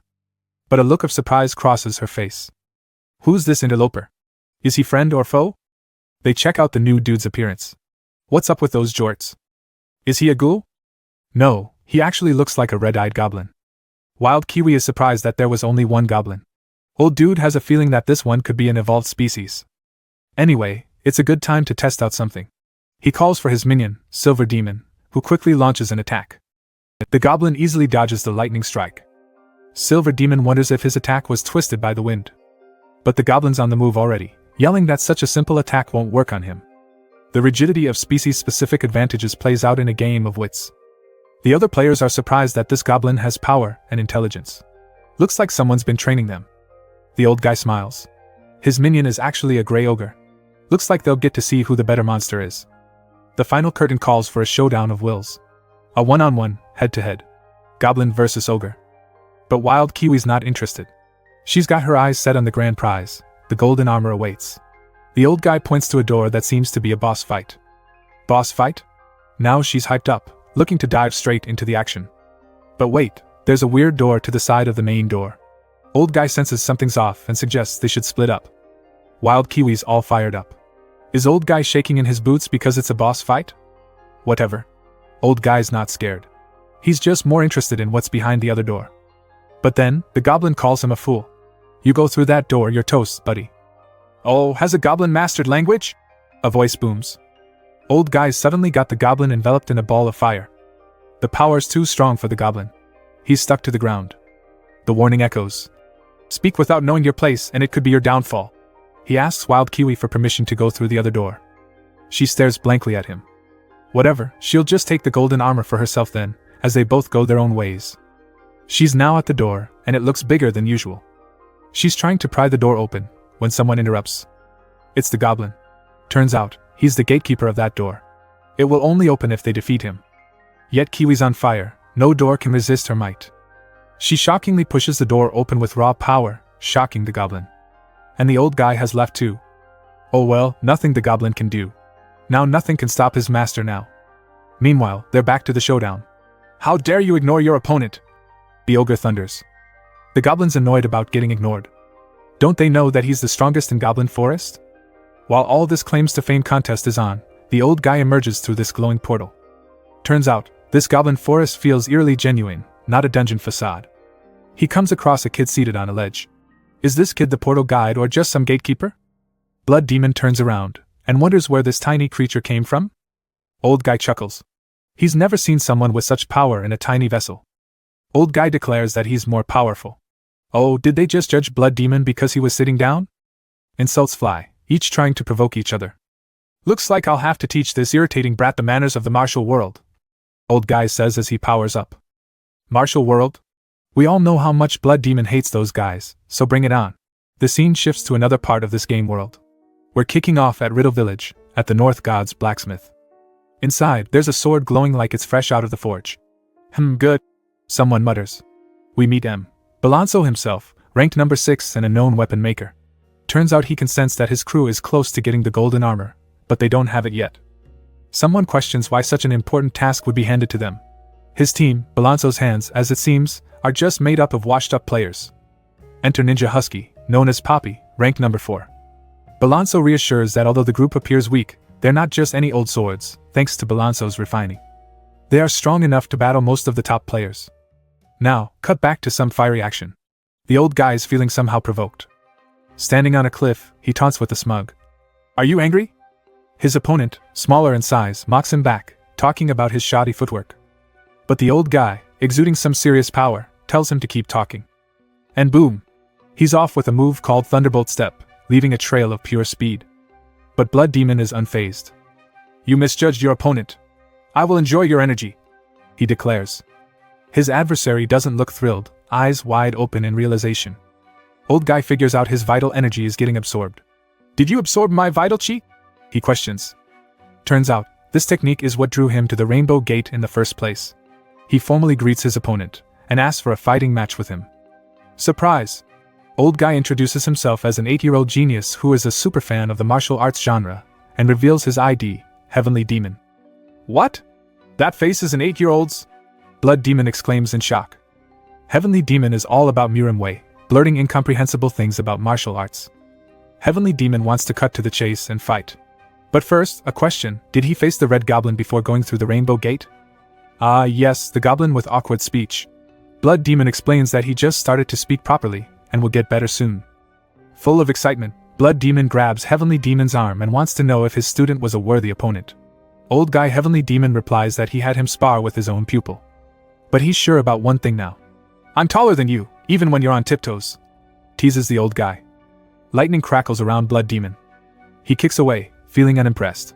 Pathetic, he lets slip. So, old guy Heavenly Demon didn't even defeat his student? What a great disappointment. But why make a fuss about this? Old guy asks. Blood Demon isn't done. If you haven't surpassed my pupil, I won't go easy on you. You have to pass my test first. Old guy cries out. You're refusing a sparring match? That's too much. Passing the test comes first, declares Blood Demon. Suddenly, we're hit with the formation of 10 ghosts, infinite array. A goblin? Stammers the old guy, slightly surprised that Blood Demon contains so many of them. But with power divided among so many, old guy is confident in taking the victory. First, he's gonna break this strange goblin formation. We cut back to outside the door, where Jort's goblin is battling the ogre. His sharp instincts kick in, but he's definitely feeling the cuts. The ogre stands there, wielding his weapon, talking about the sensation. The goblin stares curiously at his weapon. That doesn't feel like a normal blow. The ogre smugly explains that the weapon was embedded with vital chi, it's an ability bestowed by his master. Oh, it can take free form too. Check out the lion's armor. The goblin tosses his weapon away. The discarded weapon spells confusion. Is he surrendering? Nope, but that vital chi is dangerous, the goblin declares. Jort's goblin has a flashback of training with his master, teaching him about internal energy and how to control it within his limits. Maximum output can be your doom unless it's a truly dangerous moment. Truly dangerous moment, echoes the goblin. A surge of light bursts forth. Everyone's wide-eyed, the place practically shimmering with energy. You can handle powerful chi? The opponents seem awestruck. But it's reckless for a goblin to take it this far. Yet the goblin is undeterred. Reckless, you say? As a massive attack is charged up. I don't want to hear that from an ogre, he thunders, unleashing his power move. Giant will-o'-the-wisps. Meanwhile, a giant gleaming yellow eye opens. Things are getting intriguing, a creature remarks. Down in the dust, there's a tense standoff. The opponent's massive, almost a boss-level monster. Seriously, was something this huge ever in the game before? And it's not just for show, it's the Nightmare Coordinator, no less. The beast acknowledges how far the challenger has come. It's willing to let them speak before the final showdown. A courteous creature, this one. But our wild Kiwi shoots back with some sass. Final words? You're really laying it on thick. Oh. The topic turns to the golden armor, a legendary relic said to grant endless recovery. The creature claims it's the keeper of this precious armor, trusted by none other than Kim Woo-ju himself. He doubts there will be a need to open the box. But Wild Kiwi? She's all cocky smiles, waving off concerns. No need to worry, she says, because she's taken this game to the top. No monster can stand in her way. A slit opens in her forehead and a little blue creature emerges. Zap! The little guy sends tendrils of lightning out. There's a cool logic here. Being large just makes you a bigger target. And this foe? It's about to be served up on a silver platter for a village feast. A little overconfident maybe. The creature pauses, sensing the electricity climbing up its legs. Wild Kiwi's on a roll, before it can launch a counterattack. Lock! A yellow creature emerges from one of Wild Kiwi's eyes, and a lock icon appears before the beast. Talk about combining lightning damage over time and time stopping. It's wild. And what's this? They're wielding the pass hammer from M. Balanso, designed to pierce through any armor. Doesn't matter how big a monster's health pool is, it's useless against this weapon. Kiwi smashes through without a hitch. Layer upon layer of damage quickly unfolds. Lightning, time stop, critical hits, it's all there. The beast admires such skillful use of multiple abilities. What a promising talent. There's a hint of nostalgia as Wild Kiwi remembers that she was a promising athlete even outside the game. If it hadn't been for that thing. She was diagnosed with cancer, and it was discovered in the later stages. The very affliction that held her back gave her strength in the game. The secret behind her power were those limited edition keys that grant special character traits to its users. Those wielding keys? They hold the world in their hands. But let's be clear, this is far from over. Kiwi's abilities are just starting to fire up. Another little guy, strength enhancement, kicks in, a serious game changer. In this game, there's nothing I can't do, yells Wild Kiwi, as she goes in for the finishing blow. Alright, time for another flashback to 2 years ago at a bustling school. Kiwi is scolding her brother for using their mom's card again. Her brother threatens to call it school violence and reporting her. This kid's got a habit of buying in-game items, and the Kiwi's had enough, arguing he should exercise instead. The siblings spat as daily news for bystanders and envy adds some spice to the scene. This younger brother is a top-ranked pro gamer in the game, Another World. And the older sister is a promising national sports team prospect. Then, back to the game world, Wild Kiwi dashes up the creature with crazy speed and agility. She rises to confront the final boss. Then, she activates the virus stat buff system. The little guys activate all at once and buffs pop up like they're on sale: electrical surge, time freeze, strength enhancement. With this arsenal, Kiwi's feeling unstoppable, boasting there's no monster she can't take down now. The monster remarks that she's quite a promising talent, handling several skills simultaneously. Kiwi's coming in for the attack, wielding the weapon called Pass Hammer, which has the additional effect of ignoring all armor, and with her freeze time virus, she can freeze a single target for 10 seconds. Think about all the damage I can inflict during that time, she crows. How foolish. Do you really think a mere human's attack can affect me? The monster thunders. Well, you won't know until you get hit. So get ready to take a beating, Kiwi shouts. She smashes into the monster with all her strength. Suddenly, seeing the passion burning in Kiwi's eyes, he's reminded of memories from long time ago. The older beast reminisces on eons, searching for meaning amidst chaotic battles with other primordial beings. Even when nations were destroyed and millions of lives lost, he could still not find any meaning. He muses that he's a divine beast. This attack does not mean anything to him. Kiwi's facing literal divinity here, and she's gotta keep doubts out of his mind. What's this? Why is the electrical surge skill suddenly unstable? Is this supposed to be a lightning attack? The beast rumbles. He's faced gods of thunder before, and this is nothing compared to them. The little blue guy throws up blood, defeated. Time stop? He is an immortal being, he already lives in a state of suspended time. It's illogical to think that Kiwi's power can stop his movements. The little yellow dude is also defeated. The beast questions if Wild Kiwi is the one who is capable of giving meaning to him. Guys, are you really dead? Kiwi checks on the little dudes. The divine beast muses that it was only Kim Woo-ju who was able to provide meaning. With a single strike, Kim Woo-ju was able to reduce his immortal being into nothingness, and enclosing him in a ball, as if knowing when his day of resurrection would come. Kim Woo-ju is truly an omnipotent being. He looks back on the day he was released from the ball. Kim Woo-ju knew his secret name. Cody of the Nightmare. Given to him by a boy with an incurable disease. How did you know such details? Cody asked in surprise, not realizing that he was one of the characters in Woo-ju's dad's novel. A pivotal moment. He's declared the final boss, and his mission is the protection of the golden armor. Wrapped up in existential musings, At last, this divine being's purpose is finally revealed to him as the absolute guardian of treasure, and Kim Woo-ju was an absolute being so much more powerful than him. But wait! The scene shifts abruptly back to Woo-ju, who's struggling to deal with this one-on-one battle through conversation. Gi-wook attacks with unyielding focus, declaring no room for complacency. He won't let his guard down. He knows how powerful Woo-ju is because his daggers, David and Goliath, were rare items that won't break easily. Gi-wook won't let it come to blows, if possible. He charges with his blade aimed right for Woo-ju, going for a vicious, heart-piercing strike. Woo-ju is taken aback. He gasps, realizing he's in deep trouble. Just as things heat up, he shouts, "Just kidding, cancel!" and teleports mid-fight. Woo-ju is left confused as Gi-wook flawlessly executes his rising snake move, then again canceling at the last second. Amidst the chaos, Woo-ju's blinded by sand and dust, struggling to open his eyes. He breathes in a bit of the dust, and it tickles his nose. Gi-wook seizes this chance. The unintended sandstorm creates an opening, and his special move Killing Tornado erupts in full force. The situation escalates with a massive, swirling vortex threatening to destroy Woo-ju and his merchant stand. Woo-ju feels overwhelmed, feeling a sneeze coming. Then, achoo! A giant sneeze from Woo-ju unleashes a powerful blast, sending shockwaves through the battlefield. It launches Gi-wook skyward, and he's in absolute shock. He spirals upwards, losing control and screaming in disbelief. "What is this?" echoes through the void, as Gi-wook faces an unanticipated twist, his daggers floating around him in zero gravity. He coughs, struggling to cancel his teleport, knowing they messed with someone dangerously potent. Realizing just how perilously strong Woo-ju's powers are, they dreadfully regret challenging him. But this crafty player had set up a sneaky teleport point right under Woo-ju's feet. "The real battle begins now," he says, but wait a sec, he senses something with him. He turns around to see Lucia and Zero. "Who are you?" Gi-wook demands. Lucia calls out the audacity of his question, and Gi-wook wonders if these might be minions of the dungeon master. The tension spikes as he tries to grasp the gravity of the situation. Lucia and Zero stare at the intruder with looks that could kill. However, Gi-wook's existence still has meaning. He's still a customer, after all. The warning rings out. "Get out of here immediately!" Back up top, Woo-ju's gasping. "Oh, that was close." Reflecting on his sneeze fiasco, he chuckles, realizing how it nearly tore the dungeon apart. But where did his mysterious foe go?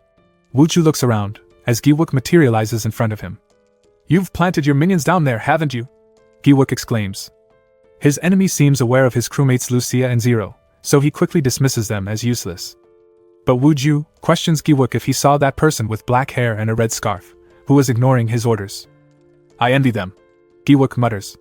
They seemed like powerful minions, yet Woo-ju treated them like leftover items in a dungeon.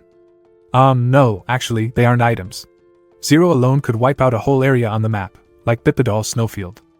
Gi-wook continues that he envies Woo-ju's power as well. Just a single sneeze could send an enemy to space like that. "Alright, I've made up my mind," he resolves. "I'm so envious, so I'll take it," Gi-wook declares. Then he screams, "I'll steal your body! The whole thing!" as he rips off his clothes and runs straight for Woo-ju, fully naked. "Hand it over now!" Gi-wook screams, charging forwards, devoid of any clothing whatsoever.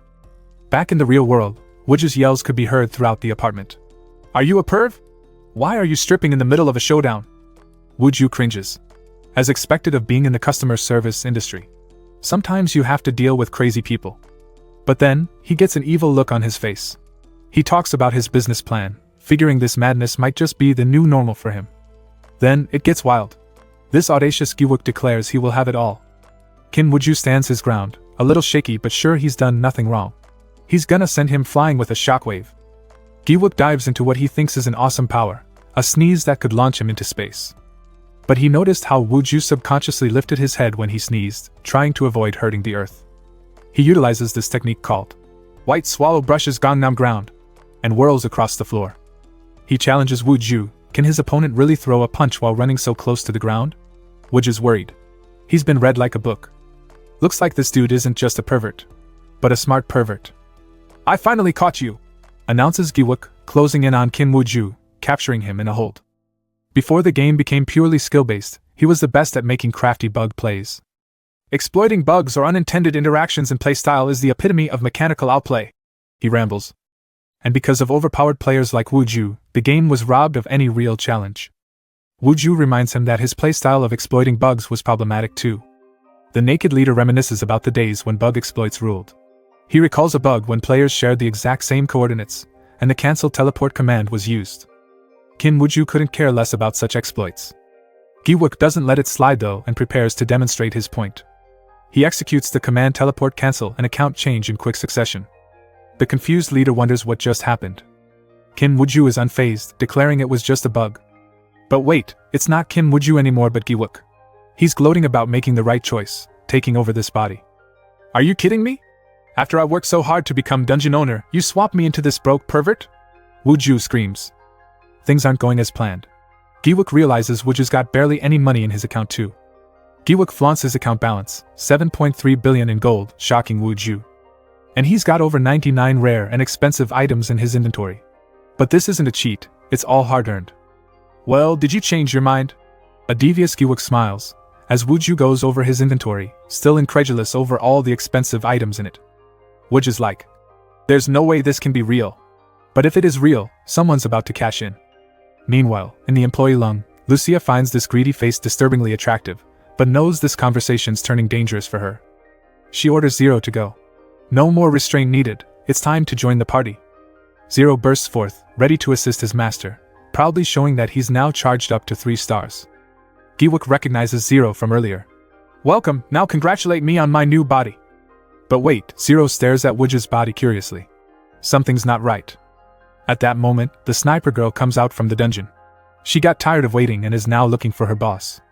She's confronted by the sight of Gi-wook, comically counting his treasures. She reacts in shock. Wait, this is their boss? Next, we zoom back to Goblin Forest, where another battle is unfolding. Old Dude Heavenly Demon mocks the enemy's hopelessness. It's shocking that such a seemingly dull race can organize such synchronized strikes.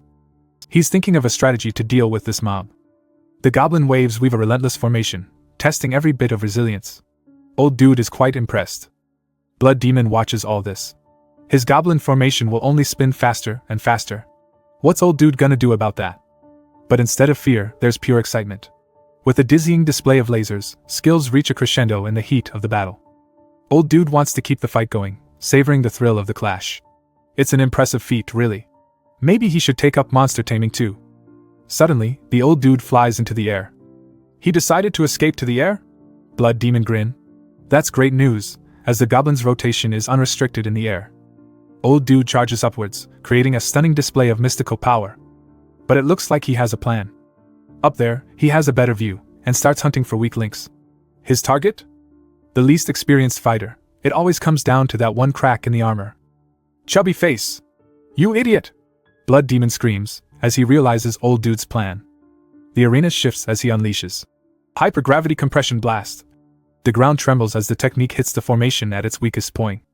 The goblins prepare for impact. But it never comes. Turns out, Blood Demon has stepped in and stopped the attack. A commander taking up frontline formation? You're disqualified, declares Old Dude. Blood Demon calls him out. But wasn't he also aiming the blast in Blood Demon's direction as well? He dismisses the goblins, promising more training later, especially for Chubby Face. Blood Demon readies a fitting reward for the troublemaker who broke the formation. Grabbing him with an unyielding grip, Old Dude finds himself surprised when he can't shake Blood Demon off. Blood Demon's ticked off, but not over the broken formation's disarray, more like, generally annoyed. A bit of a height joke slips in, suggesting milk as a growth option, a classic. And as usual, Blood Demon's patience runs thin. He just wants this annoying adversary gone. He fires off a blood soul injection, making Old Dude's bones bend and warp. Caught in a true energy battle, Old Dude contemplates if this isn't something he always wanted, a wuxia fan's dream. But there's that sense of hiding his true strength too long, time to let loose. Spirals of energy whirl around, threatening to shred him to pieces. The conundrum is life or death, live and risk dying, or embrace death to live. If I try to live, I will die. If I try to die, I will live! Old Dude cries out, as the intensity spikes towards a gut-wrenching scream, sending an explosion towards his adversary. Blood Demon is surprised at how his foe stayed strong despite this blood soul injection. That mystical martial technique now lies dismantled, setting the stage for what looks like a final showdown. There's a grim realization, their next clash may end this all. Vowing to pour everything he's got into this battle, Old Dude's determined to crush his opponent. But hold on a minute. It's flashback time. In a cluttered room, Ji-Haerin, game ID Heavenly Demon, scribbles on papers, deep into her homework grind. Her sister Ji-Sungi, Game ID Fatal Penetration is already logged into the game, prompting Jihaerin to wonder if there's some epic mission going down. I'll hop in after this, she tells herself, but the rain sends her scurrying to gather the laundry. It's a normal and calm day today, but rather boring. Haerin's done her homework and brought in the laundry. What should she do today? She ponders, eyes drifting toward her dad's room. Sneaking in, she discovers that the room is a chaotic mess of curiosity. She discovers books stacked under clothing. Seriously, Dad? Another hidden book? One book catches her eye. Martial arts fantasy. Why is her dad into this stuff? She asks with a laugh. She tries reading it. As she flips the pages, something clicks. This is something, she whispers in awe. This was the day Jihaerin discovered martial arts. Now we zoom back to present, where the battle rages on in Goblin Forest. There's an explosion and dust clouds as the ghouls watch anxiously. It's been 2 years and Jihaerin is now a seasoned martial artist. Blood Demon notes Jihairin's disciplined strides. Her ability to repel his energy is impressive. Haerin's injured but not down yet. She realizes that she's met a true martial arts maniac. She looks back on her martial arts journey in the game. Training a monster who knew nothing about martial arts, converting the game's mana concept into internal energy. She's lived the life of a proper martial artist. That's why she knows that her opponent's internal energy is on another level. In this game, internal energy is less efficient than mana energy. But the reason she decided to start converting mana to internal energy is because, after 60 years of intense training, it can become hundreds of times more efficient than mana energy. Jihaerin suddenly asks a question. No matter how you look at it, your martial skill looks under 60 years. Nope, Blood Demon replies. Not even 1/4 of that. Haerin is shocked. Don't treat me like a fool. Your energy particles would still be too large at less than 60 years. Blood Demon explains. You need to break them down and compress them tightly. Confusion grips Haerin. That's impossible without rebirth. Blood Demon replies that he's already done it twice. This body is a little waiter's body he's borrowing. Haerin can't believe that rebirth is possible in this game. But Blood Demon's incredible accomplishments speaks otherwise. Even with 180 years of training, she couldn't do what this creature has done. Only rebirth could explain everything. The scene goes ablaze with vivid energy. Haerin decides to go all out with this final strike that will probably end her. But suddenly, confusion swirls. It looks like Haerin has figured out something. She realizes that his energy is weakening. Blood Demon's current vessel is even smaller than she thought. Blood Demon realizes that his opponent has seen through him. He regrets not ending the battle earlier. But camaraderie calls. Distinct cries echo. The ghouls are cheering their master on. Blood Demon is suddenly filled with renewed determination. How can he let himself lose in front of his disciples? Alright, let's give it our all. I shall gladly respond, he declares. Back behind the door, another battle rages on. Jort's Goblin has released his ultimate technique, Great Goblin Fire. His adversary, Grey Ogre, quivers, stripped bare by awe-inspiring might. The ogre falls to the ground. It's a clear win for Jort's Goblin. Grey Ogre declares that Jort's Goblin really was the strongest among goblins, before he is shattered in a final blow. Suddenly, our goblin buddy feels a wave of exhaustion hit him. Remember what the martial arts master said? Maximum output hastens death. Better hold back a bit. But hey, at least his mission is finally done. He sits back, catching his breath, wondering what's next. He glances at the mysterious portal. He's like, no need to stress. Master's got this covered. He looks at the other door. Who was that who went through that other door earlier? They looked crazy strong. Jort's Goblin is pumped. Goblins like strong people, so he's itching to challenge that one. Meanwhile, just beyond the door, Wild Kiwi is still in the middle of her epic showdown. The tension is seriously off the charts as Wild Kiwi prepares to deliver another crushing blow. The beast nicknamed Cody of the Nightmare declares only Qin Wuju is strong enough to defeat him. It delivers a crushing statement. If you've realized your own inadequacy, just give up now. Bam! In comes the 10 tails converging blow. Pretty sure you don't want to mess with anything with that kind of name. Those tails have the power to smash through castle walls like they're nothing. When they converge, it's a blessing and a curse, all wrapped in one volatile package. Cody claims nothing can stop it, not with that minimal sting of pain felt earlier. The beast asks if Wild Kiwi has reached her end. She barely survived that one strike. But Wild Kiwi isn't ready to give up, with one final move up her sleeve. Out emerges a gleaming twist. Virus stat buff system, activating its full body manifestation, like gleaming fireflies under Kiwi's cloak. Then they all rise like spikes prickling up with fiery intensity. She removes her cloak and reveals what's underneath. Even Cody, as old as he was, admits that it's a bizarre sight. These are the diseases that obstructed my life. Wild Kiwi glowers. As a key holder, she is able to take her real-world weaknesses and make them into powerful abilities within the game. I'll show you what real means, Kiwi promises. Wild Kiwi steps up the game with her virus stat buff system. Her eyes light up, full of intensity. She's going all out with a full body manifestation. Things are getting wild as she bolts up with rainbow colors swirling around her. But Xian Wu, or sometimes known as Cody, isn't impressed. So her disease was her ability? So pitiful. Wild Kiwi smirks, challenging. Thanks for making me use my ultimate move. She turns to her virus friends. Looks like this dude is underestimating them. Should they show him properly? Her rainbow viruses are buzzing, ready to bring the heat. Okay, Strength Enhancement Virus, you're up first. She commands, kicking off with a massive attack boost. Fire engulfs the virus, a sign of its power multiplying. Next, the Rapid Growth Virus adds even more juice, enhancing both attack and defense. They keep coming. The Flame Aiming Virus and Fast Rhythm Virus pile on with speed and critical attack boosts. Then, the Pervert Transformation Virus copies and magnifies everything. The Twin Blade Virus and Double Doubling Virus double down on her attack potential. Things hit a peak with the Triple Tripling Virus, boosting her power to insane levels. The Self-Division Virus multiplies the effects across all viruses. Wild Kiwi, glowing like a supernova, yells, "The buffs aren't over yet!" Here comes the Genius Science Virus, fusing everything into one super virus while maintaining all enhancements. And with a shout that echoes across the battlefield, Wild Kiwi unleashes the King of Kings virus to absorb all those buff effects. But she's not done.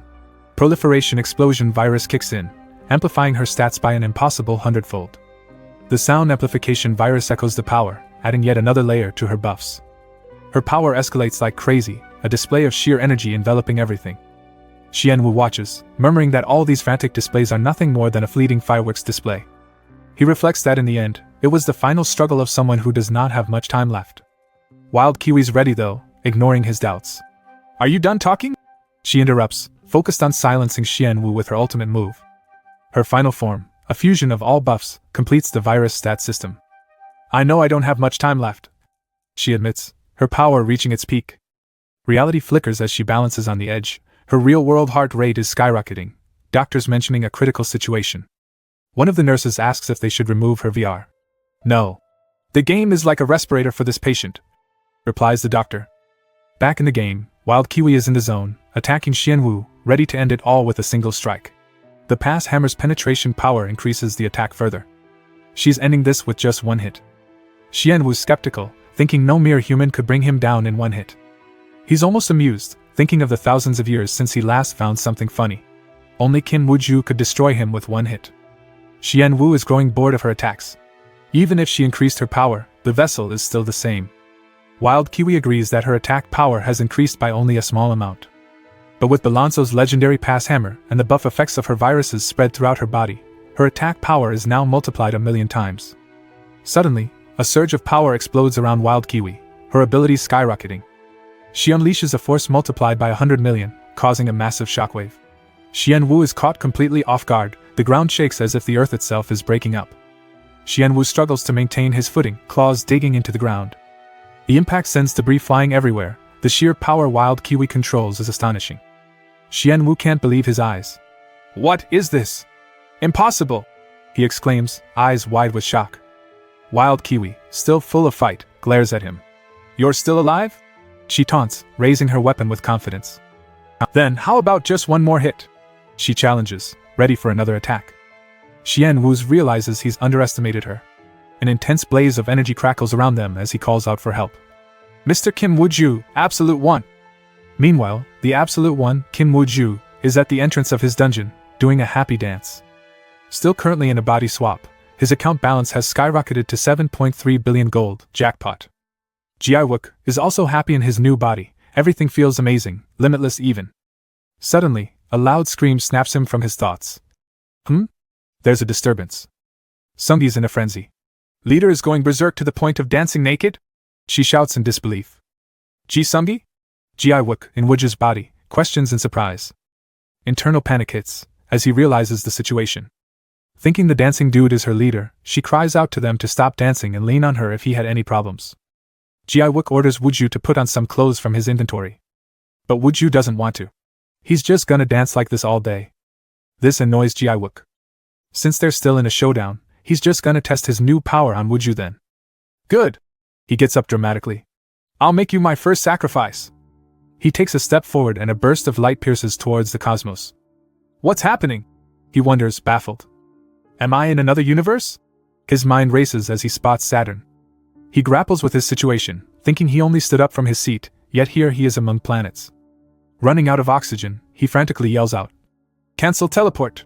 trying to reel things back in. His physical form returns, disoriented and struggling to control this godlike power. The magnitude of it, power fit for the strongest, dawns on him. A grin stretches on his face, ambition burning brightly. As a master of control, I will surely make it mine, he resolves, determined to grip this power fully. But first, he has to take a deep breath. Damn it, he thinks, as he flies back up to space. Just his sigh caused such chaos. Zero seems baffled at all of this. And so it was, that the battle was reaching its climax, but the scene was indescribably ugly, with Jiawook hastily trying to manage his situation, Wooju dancing and Sungi chasing after him. A disco night dance party is what it all boils down to. It's been a while, but Jiawook's still trapped. He asks himself how many times he's traveled through the universe. One wrong move, one wrong breath, and it's game over. If it wasn't for his cancellation control ability, he wouldn't be able to survive. But he's fully aware that this power is a once-in-a-lifetime opportunity. He takes a look at his life. He knows his real-world skills don't match up to his sister's, so he's chosen gaming as his battlefield. Winning tournaments finally got him the recognition he craved at home. Everything changed when his sister joined the game with this ridiculously overpowered ability, shoving him aside. Yet now, he's ready to reclaim his time. A fire's been lit, and he's determined to control the power he's destined for. It's almost like he's been preparing for this his whole life. His ambition's unstoppable now, and he feels an exhilarating reversal of fate. But wait, what's going on with his chaotic troop? The overenthusiastic Kim Wooju is still causing a scene, and Sungi is beside him, trying to calm him down. That's it. He's had enough. He calls out to Sungi, or Archer of Balanzo's hand, and asks her to ditch the crazy guy and join him. Shut up! She yells back, still not aware that it was Jiawook. Jiawook expected that cold reaction from Sungi. He remembers the first time they met. Sungi was immediately skeptical of his capability as their new leader. There's tension as rank and status are tossed around like a cheap suit. Sungi's not impressed and warns him not to hold the team back. Your gaze is unpleasant, Jiawook remarks. Jiawook explains that looks can trigger misunderstandings during missions. He has one absolute order as their new leader. Balanzo's hands must communicate through gazes. Do not lie to each other. He looks back at all the quests they did as a team. At the Red Dragon's nest, they were trapped, but he offered to become a bridge to save his team. One time, they were all infected with poison in a giant spider's web. He offered to stay behind so they could escape, assuring them that he'll save them and clear the mission. Another time, in the Winterlands, he was having teleport issues and was cornered by frozen monsters. But his team came back for him and rescued him in the nick of time. He was so shocked that they came back for him. Back in the present, Jiawook acknowledges that they're talented, but they're Balanzo's people and not under him anymore. But he's not worried, this body also has allies. He issues orders swiftly, ordering Zero to deal with the naked guy, but leave the girl with the heart-shaped hair alone. Zero's not sure about this, something's bugging him. What are you doing? Go! Jiawook in Wooju's body screams. Zero attacks, but Wooju notices. Zero! You're here too? He cries out. Good timing, he says while grabbing a hold of his arms. He tells Zero not to be surprised and explains that this is called dancing. It gives comfort when you're sad, and makes you even happier when you're happy. Teaching dancing to a cold-blooded killer is strangely fulfilling but undeniably odd. But he's rich now, so Wooju doesn't care anymore. Zero's distracted and dizzy, but in the end, decides to go with the flow and let it all go. Sungi can't believe it. Her beloved leader is dancing with another man. She wonders if she should join in too. Suddenly, Jiawook materializes in front of her. That's not going to happen, he mutters. Sungi's suspicious. This dude just used the leader's cancel teleport ability. Jiawook grabs Zero's arm. How dare he ignore the command and dance with the guy? The intensity cranks up as Jiawook gives Zero a dressing down. He doesn't need such weak subordinates. Die right now, worthless scum, he mutters as he gives Zero a whack. The power of his strike reaches out towards the galaxy, and it shocks Zero. One star is obliterated from his star meter. Jiawook is surprised that he was still alive. Sungi calls him a trash person for hitting a subordinate. He replies that his ambition is a path to hell, and his subordinates need to be strong enough to survive. Sungi calls him ignorant, and lectures him about sticking together when the going gets tough. If you don't trust your comrades, the danger increases. That's the absolute command of their leader. They've overcome countless adversities with this just one rule, she continues, eyes filling with tears. You can't accomplish anything with those rotten eyes, she cries out. But Jiwook's not moved by this speech. He powers up his fist and moves toward Zero. The weak will only get in his way. It's your fault for disobeying orders, so just disappear, Jiwook yells. Boom! A burst of energy erupts, leaving everyone stunned. Jiwook looks confused. His punch didn't do a thing, no effect whatsoever. Wu Ju and Zero materialize a few meters away. Jiwook's full of questions. How was he able to use cancel control, and why was his punch ignored just now? Wu Ju checks if everything's okay, apologizing for making Zero lose a star on something so pointless. Zero's loose scarf draws attention. It's supposed to keep freezing damage at bay. Careless as always, Wu Ju says as he fixes the scarf for him. A memory of Wu Ju giving him the scarf surfaces. Do you realize now? Wu Ju asks with a smile. Even if the body changes, the affection stays the same. The surprise hits hard as Zero realizes it's Wu Ju in a different body. Jiwook interrupts, asking if he can really use cancel control. Yep, with 7.3 billion gold, Wu Ju definitely can. Meh, so what? Cancel control isn't something you can do just because you're rich, Jiwook counters. Zero's still teary-eyed and in shock. Wu Ju affectionately calls Zero a fool for his late realization about his transformation. He whispers into Zero's ear about a secret mission. In the background, Sungi wonders why the leader was whispering to some guy. Suddenly, Jiwook appears behind Sungi, telling her to get out of the area. Something big was about to happen. Sungi's surprised that this dude's using cancel control again.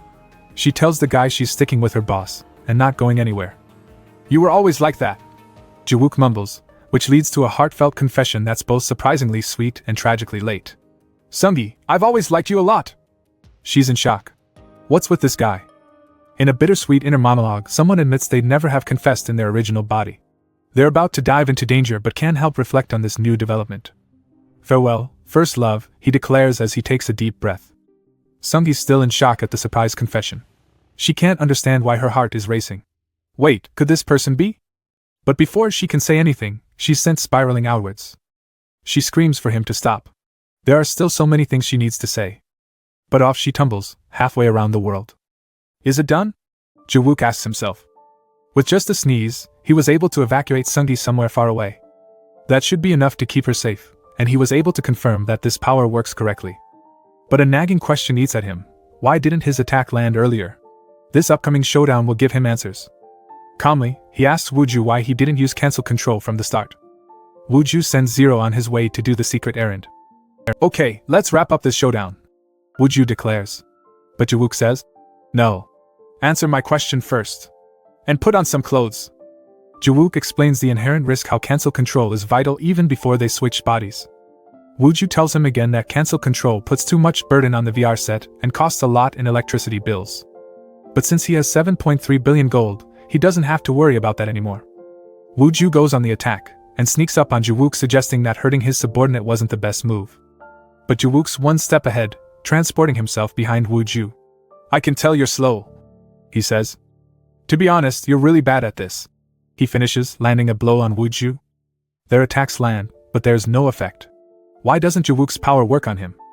What's left is a declaration of another attack, the backspin knuckle. The clash promises to stretch time as they lock into one heck of a standoff. Wu Ju's determined not to drag things out, and the two argue about it. Suddenly, a pink square appears beneath Jiwook. He recognizes it as the teleport gate skill, an unnecessary and gimmicky skill that only slows Wu Ju down and inflates his power bill. Unless, is there another reason for using this? Jiwook wonders. With a sinister smile, Wu Ju declares, shut up and die. And then, cosmic scenes illustrate the vastness and impact of their fight. Everything blends into a sprawling galactic battlefield with strikes and counterstrikes. The scene switches back to the battle between Blood Demon and Heavenly Demon. Is he finally being overpowered? Blood Demon thinks to himself. Looks like this old guy has been hiding more of his strength. The old dude Heavenly Demon declares that it's useless, the difference in internal energy is too great. Victory is now his. They slam into the ground, sending rock and debris flying. Damn, I was wrong! Blood Demon's voice echoes his regret. He realizes he's gotta stop pushing himself, or he'll break this poor kid's body. Am I really this pathetic? He thinks, reflecting on how his master and wife seemed to have borrowed different bodies just like him. And they seemed to have broken free of their old forms and leveling up without a hitch. His master foresaw this and was a few steps ahead of him. Pathetic. In the end, he's only just a minion, unable to evolve. He's not worthy to face his master. With fire blazing all around, he wonders if he's extinguished the last flame of hope. He stares up at fiery eyes glaring red. It was a good fight. But suddenly, a sound fills the air. It was his goblin army, their silent prayers reaching deep underground as if beckoning something incredible. The sound vibrates and fills the forest. It even reaches the ears of Jort's goblin, who wonders what's happening. Desperate cries ring out, pushing the energy onward. Suddenly, a heart beats faster. The goblins continue their chanting, not losing hope. A glowing hand reaches, glowing with power. Another heartbeat thunders, reverberating with violent energy. This makes sense now. A blood demon claims. This isn't over yet. Blood demon calls them fools for crying out so loudly, but he's heard every single plea loud and clear. Blood demon's arm starts glowing with an unearthly light. The old man is shocked. He's using blood soul injection on his own arm. Was blood demon planning to take her into the dust with him? But reversing the outcome with just one arm is impossible. Stop fighting and accept defeat already. Heavenly demon calls out angrily. But blood demon deflects it with confidence. Losing the arm was just strategy, a shortcut to close the gap between them. His opponent sneers, questioning the logic of closing in when things are already falling apart. Blood demon reflects on growth, needing to break down walls despite the fear of losing himself. With a menacing grin, he asks, if he breaks everything down, then who is he at the moment? In a flurry of words and power, they're locked in this teaching moment, debating the fine line between glory and entrapment. Caught in the past, blinded by what's gone. His rival's eyes flash in confusion. What's this blabbering about? Dismissing it as an old tale, he readies himself. The current me, he asserts, is fresh, no longer a mere blood demon. The revelation hits hard, the new king of the goblins. And with that revelation, he unleashes a new skill, the goblin headbutt. It's a dazzling move, tearing through everything with unrestrained force. Right in the middle of his transformation, Blood Demon reflects on his past. He was the sole heir to Kangho's blood demon powers and went through a complete transformation. If he continued on this path, he was sure he could become the most powerful blood demon who ever lived. He reflects on his two masters, who seemed to have grown stronger in their own unique ways. He knew he was destined to carry on the blood demon legacy. But that was until he met these creatures. He remembers how the goblins tried to protect him. It was a warmth he didn't feel with his master, Kangho. He didn't care for the crowns and titles they gave him. And being their master wasn't even as valuable as holding the title of blood demon. But he wonders why his heart races when he hears the howls and cheers of these insignificant creatures. He decides to become just like his masters and surrender to fate. In a flash of light, Blood Demon completes his transformation, and both he and Heavenly Demon slam to the ground in an electric explosion. Confusion among the goblins like, "Whoa, what just went down?" They're rattled, scrambling around a gaping crater, wondering if they've just witnessed something beyond comprehension. But then, confusion turns to surprise. Blood Demon emerges from the debris, calm and collected. "Stop making a fuss. I'm the king of this goblin forest and victory is to be expected," he declares, to the cheers of his goblin subjects. It seems that Blood Demon, or the new king of the goblins, won his battle. We zoom over to the other battle. Time to wrap up some loose ends. Xianwu requests Wild Kiwi to listen for a moment. "Sure, what's up?" Wild Kiwi replies. "I'm asking you to die," he booms, as his tail shoots out for a sneak attack. "Ah, that's a difficult request," replies Kiwi, slicing through it easily. The monster's in shock. His tail that could pierce through a fortress wall, cut off in a single strike. Xianwu remarks that Kiwi's attack power multiplied by 100 million times is a bit unfair. "That's what everyone who loses to me says," Kiwi replies. They call it unfair strength and broken ability, because they don't know the story of how she got this power. We flash back to Wild Kiwi in the real world. She wakes up suddenly, not knowing where she was. She asks her brother why she was lying down. "Don't you remember, or are you that dumb?" her brother replies. "You were brought here in an ambulance." Reality lands with a thud.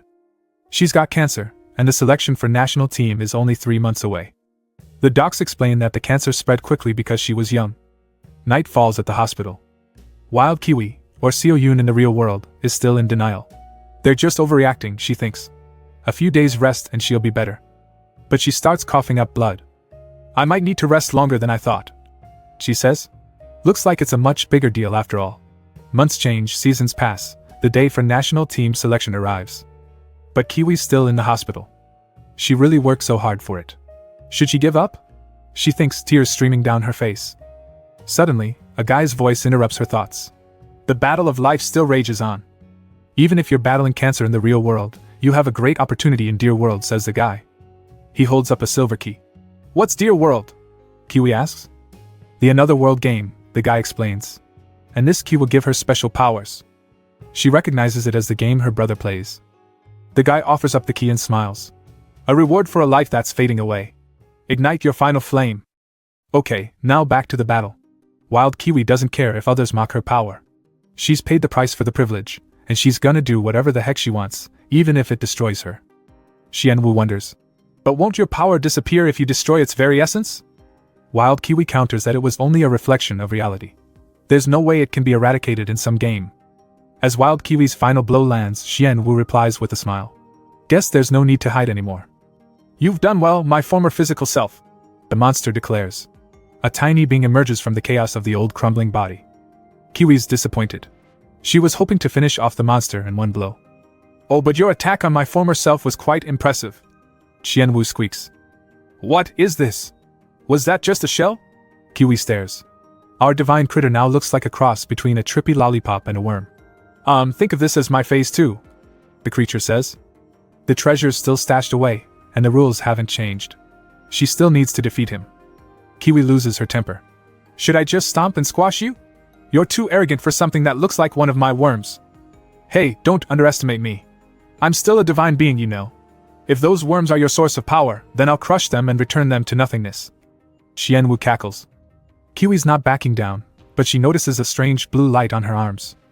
Her worms are turning into blobs and disappearing. Kiwi starts to panic. Stop it! She yells. Viruses inside the warrior unravel, and she's stunned by their dispersal. Why are you surprised? Didn't you see me do it before? Xianwu asks with a grin. Kiwi looks on helplessly as all her viruses are being pulled out in a swirl of energy. Please stop, she pleads. This is all I have left. If I lose this ability, my life will be over. Please don't take anything more from me, she cries, tears spilling down her face. Back in the real world, Kiwi's convulsions worsen. Urgent voices call for medical action. The tension skyrockets as doctors scramble to stabilize the situation. Back in the game, Kiwi's still freaking out. My life's already ruined. Taking this away won't change anything in reality. Xianwu replies. If that's the case, I'll take even those worms in the other dimensions too. All of it disappear, the little beast declares confidently, erasing every single one of the worms. And then, snap! Kiwi's eyes burst open in the real world. She's surprised at all the people panicking around her. Everybody's crying out that it was a miracle that she survived. Miracles, they call it. People often pray for miracles. And sometimes, against all odds, those miracles do come true.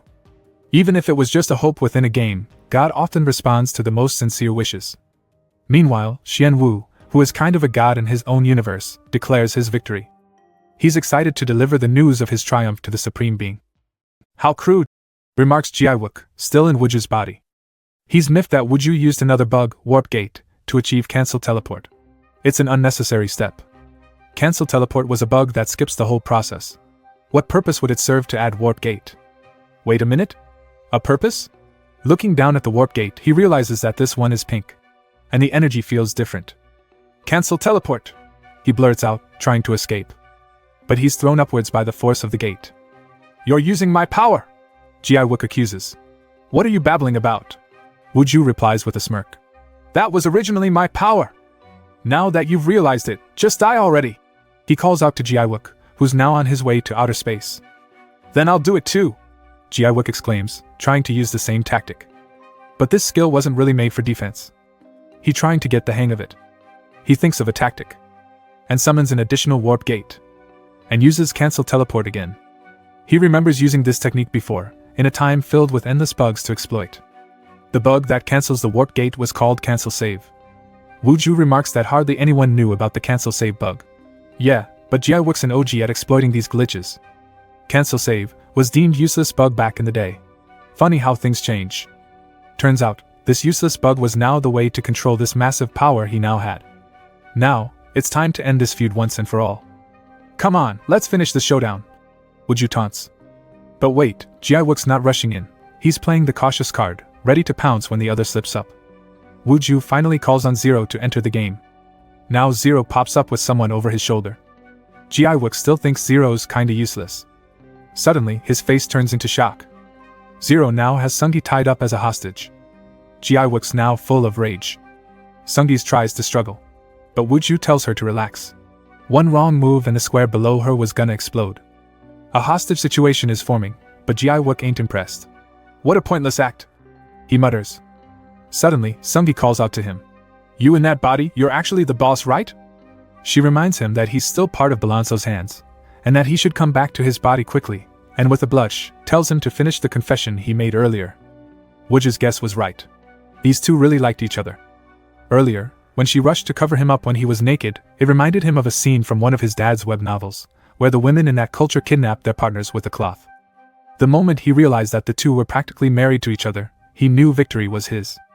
Wooju threatens that in 10 seconds, the warp gate was gonna fire up. And the person on the block? About to get the Thanos snap treatment. Wooju offers an out. Maybe if Jiwook uses his ability to swap with the girl, he'll be able to save her. It's a cheap shot, but Wooju just thinks of it as payback for trying to kill Zero earlier. Suddenly a smirk comes from Jiwook. Do whatever you like, he declares. He now has the power to change this unfair game. He doesn't need anyone. Start the countdown, I don't care, he challenges. Wooju can't believe Jiwook called his bluff, but he still starts counting. Sungi reminds Jiwook again that they still have a mission as Balanzo's hands. Jiwook dismisses this. Balanzo's hands is just another part of the game that needs to be cleaned up. He gives a final order. Ji Sungi, for the sake of my dream, I sacrifice you. Those days of when no one gets left behind are over, he declares. Wooju's screaming out the countdown. If he wanted to win, he needs to win the psychological battle. Then, the countdown ends. No turning back now, Wooju screams. With the countdown near 0, Sungi quietly accepts her fate. I accept your final command, she says as the square launches her off into oblivion. I hope you fulfill your ambition. Jiwook stares at her without emotion. A bright pink warp gate explodes dramatically, sending shockwaves everywhere. Wooju is caught off guard, realizing he's miscalculated big time. Jiwook was more ruthless than he thought.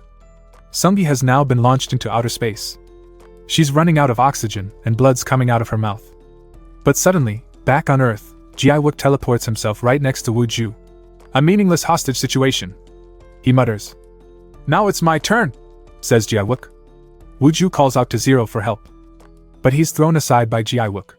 Step aside, small fry. Zero's thrown into the air like a leaf. Jiwook gets right to it with a promise to wrap things up quickly. But Wooju's not one to go down quietly. He cancel teleports around Jiwook, trying to avoid capture. Jiwook's unimpressed, firing back that his opponent's cancel control is pathetic. He grabs Wooju from behind. Catching you is so easy, he declares. Wait, are we in a BL manga now? A massive energy clash unfolds. Back in space, Sungi floats against the vast cosmic backdrop. Her health is barely holding up, showing just 460 out of 1200, a critical point in time. Suddenly, someone pops in with a cheeky, sorry to keep you waiting. Who are you? Asks Sungi, not sure if it was her boss or the other dude. I'm Jiwook. Your coordinates were stored in my original body, so I ended up switching back. Sorry, Sungi. Jiwook apologizes, wrapping her in an embrace. I almost made the worst decision of my life. We're now in a flashback. What? What did you say? Are you a pervert, boss? Sungi is baffled. It turns out Jiwook suggested installing an in-game location sharing app, which apparently is something only couples do. Jiwook is clueless. He just thought it was a good thing for missions. Sungi just hands over the device, exasperated. Now, back in the present, Jiwook lets out a sign of relief. Thank goodness I had you install that app before, or else I wouldn't have been able to find you. Emotions are raw as Sungi realizes Jiwook changed back to his old body just to find her. It's a moment of vulnerability. Jiwook admits that he was stupid and he realized his feelings too late. Flashback again to the moment of the body switch. Why are you hugging me? Wooju screams. To change accounts again. Jiwook explains. Because Sungi's coordinates are linked to that account. Wooju struggles against it. He shouldn't have agreed to swap in the first place. He calls Jiwook a scammer, but Jiwook doesn't care. He just wants to switch. Wooju's in tears. His current account is worth 7.3 billion won. But Jiwook's determined.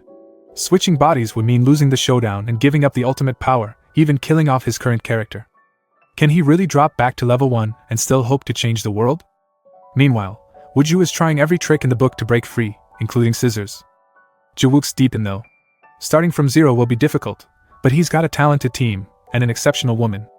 He looks back on all their adventures together. Memories of past promises surface, even as he feels like he's lost it all. A burst of light announces the change. Jiwook acknowledges that the mission failed and he sent a logout signal to all members. But he's starting over from the beginning and invites Sungi to join him.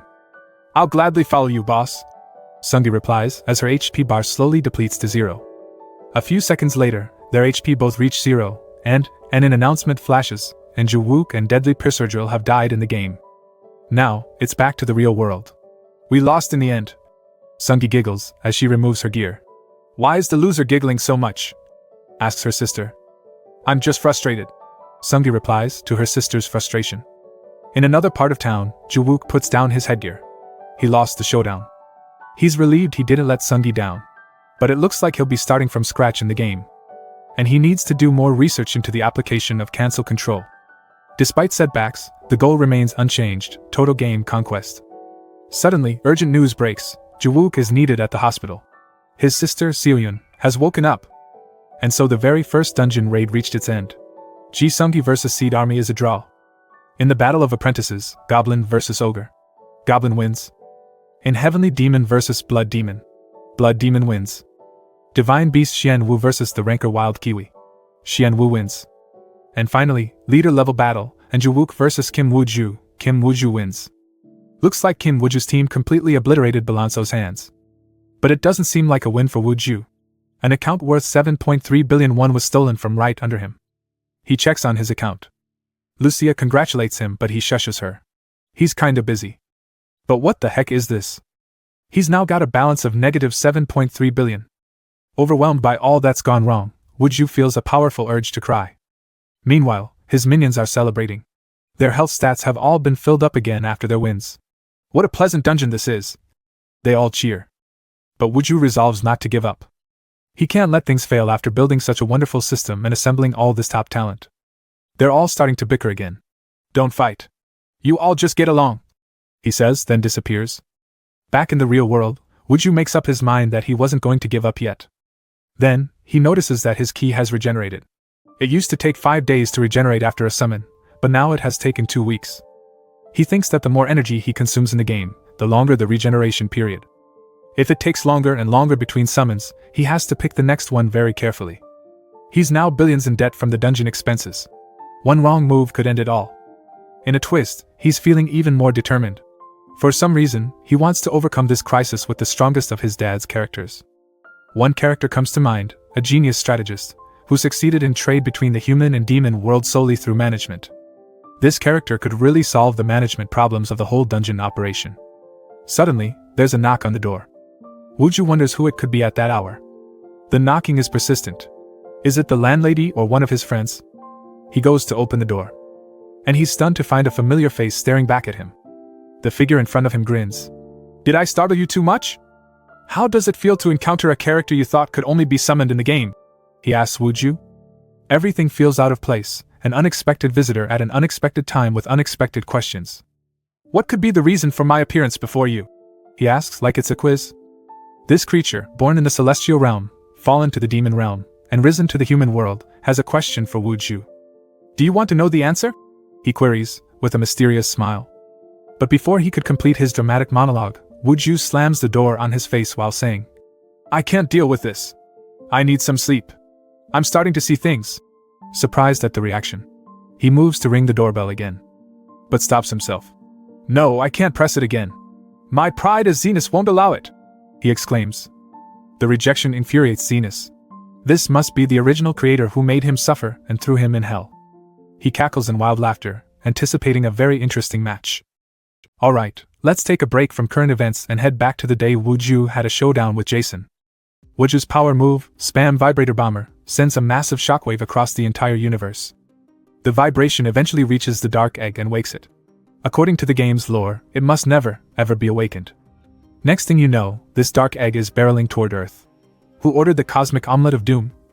As it descends, it smashes into the ocean with an explosive splash. Beneath the waves, something ominous stirs and begins to change. The creature expands and takes form. A fish swims past. Wait a minute, it's looking like a tasty morsel. The fish chomps down on it. But the tables turn as black tentacles wrap around it. A few minutes pass. The fish? Gone. The blob? Stuffed. The vibe? Absolutely cursed. The creature's now formed some eyes and just sits there, vibing, when it sees a bright pink flash in the sky. Curious, it swims up to the surface, and sees a brilliant pink beam shooting out into the sky. The creature is mesmerized. Above the land, the sky just went full aesthetic mode with a pink explosion. The blob crawls out of the water and onto dry land, to get a better look at the pink beam. It catches the attention of a lady. "Did you get separated from your group?" she asks, and invites it to come along with her. She offers it an apple, and it quickly gobbles it up. Anyway, quick lore drop, the dark egg? Yeah, that thing should have never woken up. And now, after landing on Earth, it's now following an NPC into a village. The scene shifts to the real world. We arrive at the Just One security company, whose CEO is Jason Poulter. Yep, that same Jason who would you defeated with the spam vibrator bomber power move. Jason's grappling with the news that his account won't be restored because of some change in game trends. Sadly, management refuses to budge. That's because the Balanzo's Hands team, who are searching for the golden armor, is completely out of contact. Jason's frustration is mounting. His character got deleted because of this job from management. The voice on the other end makes it clear. He made the decision to take the job on his own. The golden armor issue wasn't supposed to escalate, but too late for that. If only he were a member of their guild, they would have let it just slide. The guy drops the call to focus on battling a boss monster. Frustration spills out as Jason curses at being used. How's he supposed to run his security company without his character? "Surprise!" announces a voice, strolling in like it's nothing. It's Zenas. "How have you been, Mr. Jason Poulter?" he asks. Jason's crew is on edge, not exactly rolling out the welcome mat, but Jason orders them to let them in. It's supporters visiting time right now. But Zenas has no chill, and the security guys are on the ground in seconds. And another has a knife to Jason's throat. Jason demands to know what's going on, when a scream pierces the air. "Let go of me! This is kidnapping!" A big burly guy has someone slung over his shoulder. "Shall we start with the introductions?" Zenas announces slyly. He introduces them to each other. Jason, Just One security CEO, and user ID Sukhezu, current operator of the game. Shock is all over their faces. "You're Sukhezu? I was loyal to management. Why aren't you restoring my account?" Jason yells. Suke explains it's because he didn't act according to prophecy and had a showdown with users on his own. More bickering follows. Well, couldn't she have predicted that he would have a showdown? Nah, she's a student so sometimes she's not around. Zenas interrupts the fighting. The main players are all gathered, so they should all cooperate now. Jason's trying to make sense of a proposed cooperation. Zenas explains that Jason needs his original account restored. This killer here, named Blood, needs a substantial commission. And Zambides, a former MMA champion, is looking for a worthwhile fight. And finally, Sukhezu, core operator of the game and known for her prophecies. What she's obsessed with right now is her favorite character Choi Gangjin, protagonist of another web novel by Kimita titled, "I became the top fighter when I woke up." She's shocked that this stranger knew this about her. Zenas continues. "Do you really believe Kim Wooju would summon Choi Gangjin in the game? He's only slightly stronger than a goblin." You're falling for the bait, and overlooking the game's atrocities for nothing. Anyway, Zenas has a plan. Prioritize the summoning of Choi Gangjin. Cue maniacal laughter. Zenas claims to be Black Dawn, elite strategist and a genius from the demon realm. Suke is floored by this reveal. Then this guy must be Zenas from the web novel. Surviving as the strongest in the world of the strongest. Her eyes widen in shock. "No way! Why are you in reality?" she yells. Meanwhile, back in the game universe, someone's watching all this. "So, that's where you were hiding," Lucia remarks. "This demonic eye sees everything. And you came right on time, Zenas. Your likes help Benza make more juicy content. Go on and hit that bell icon. Peace and I'm out."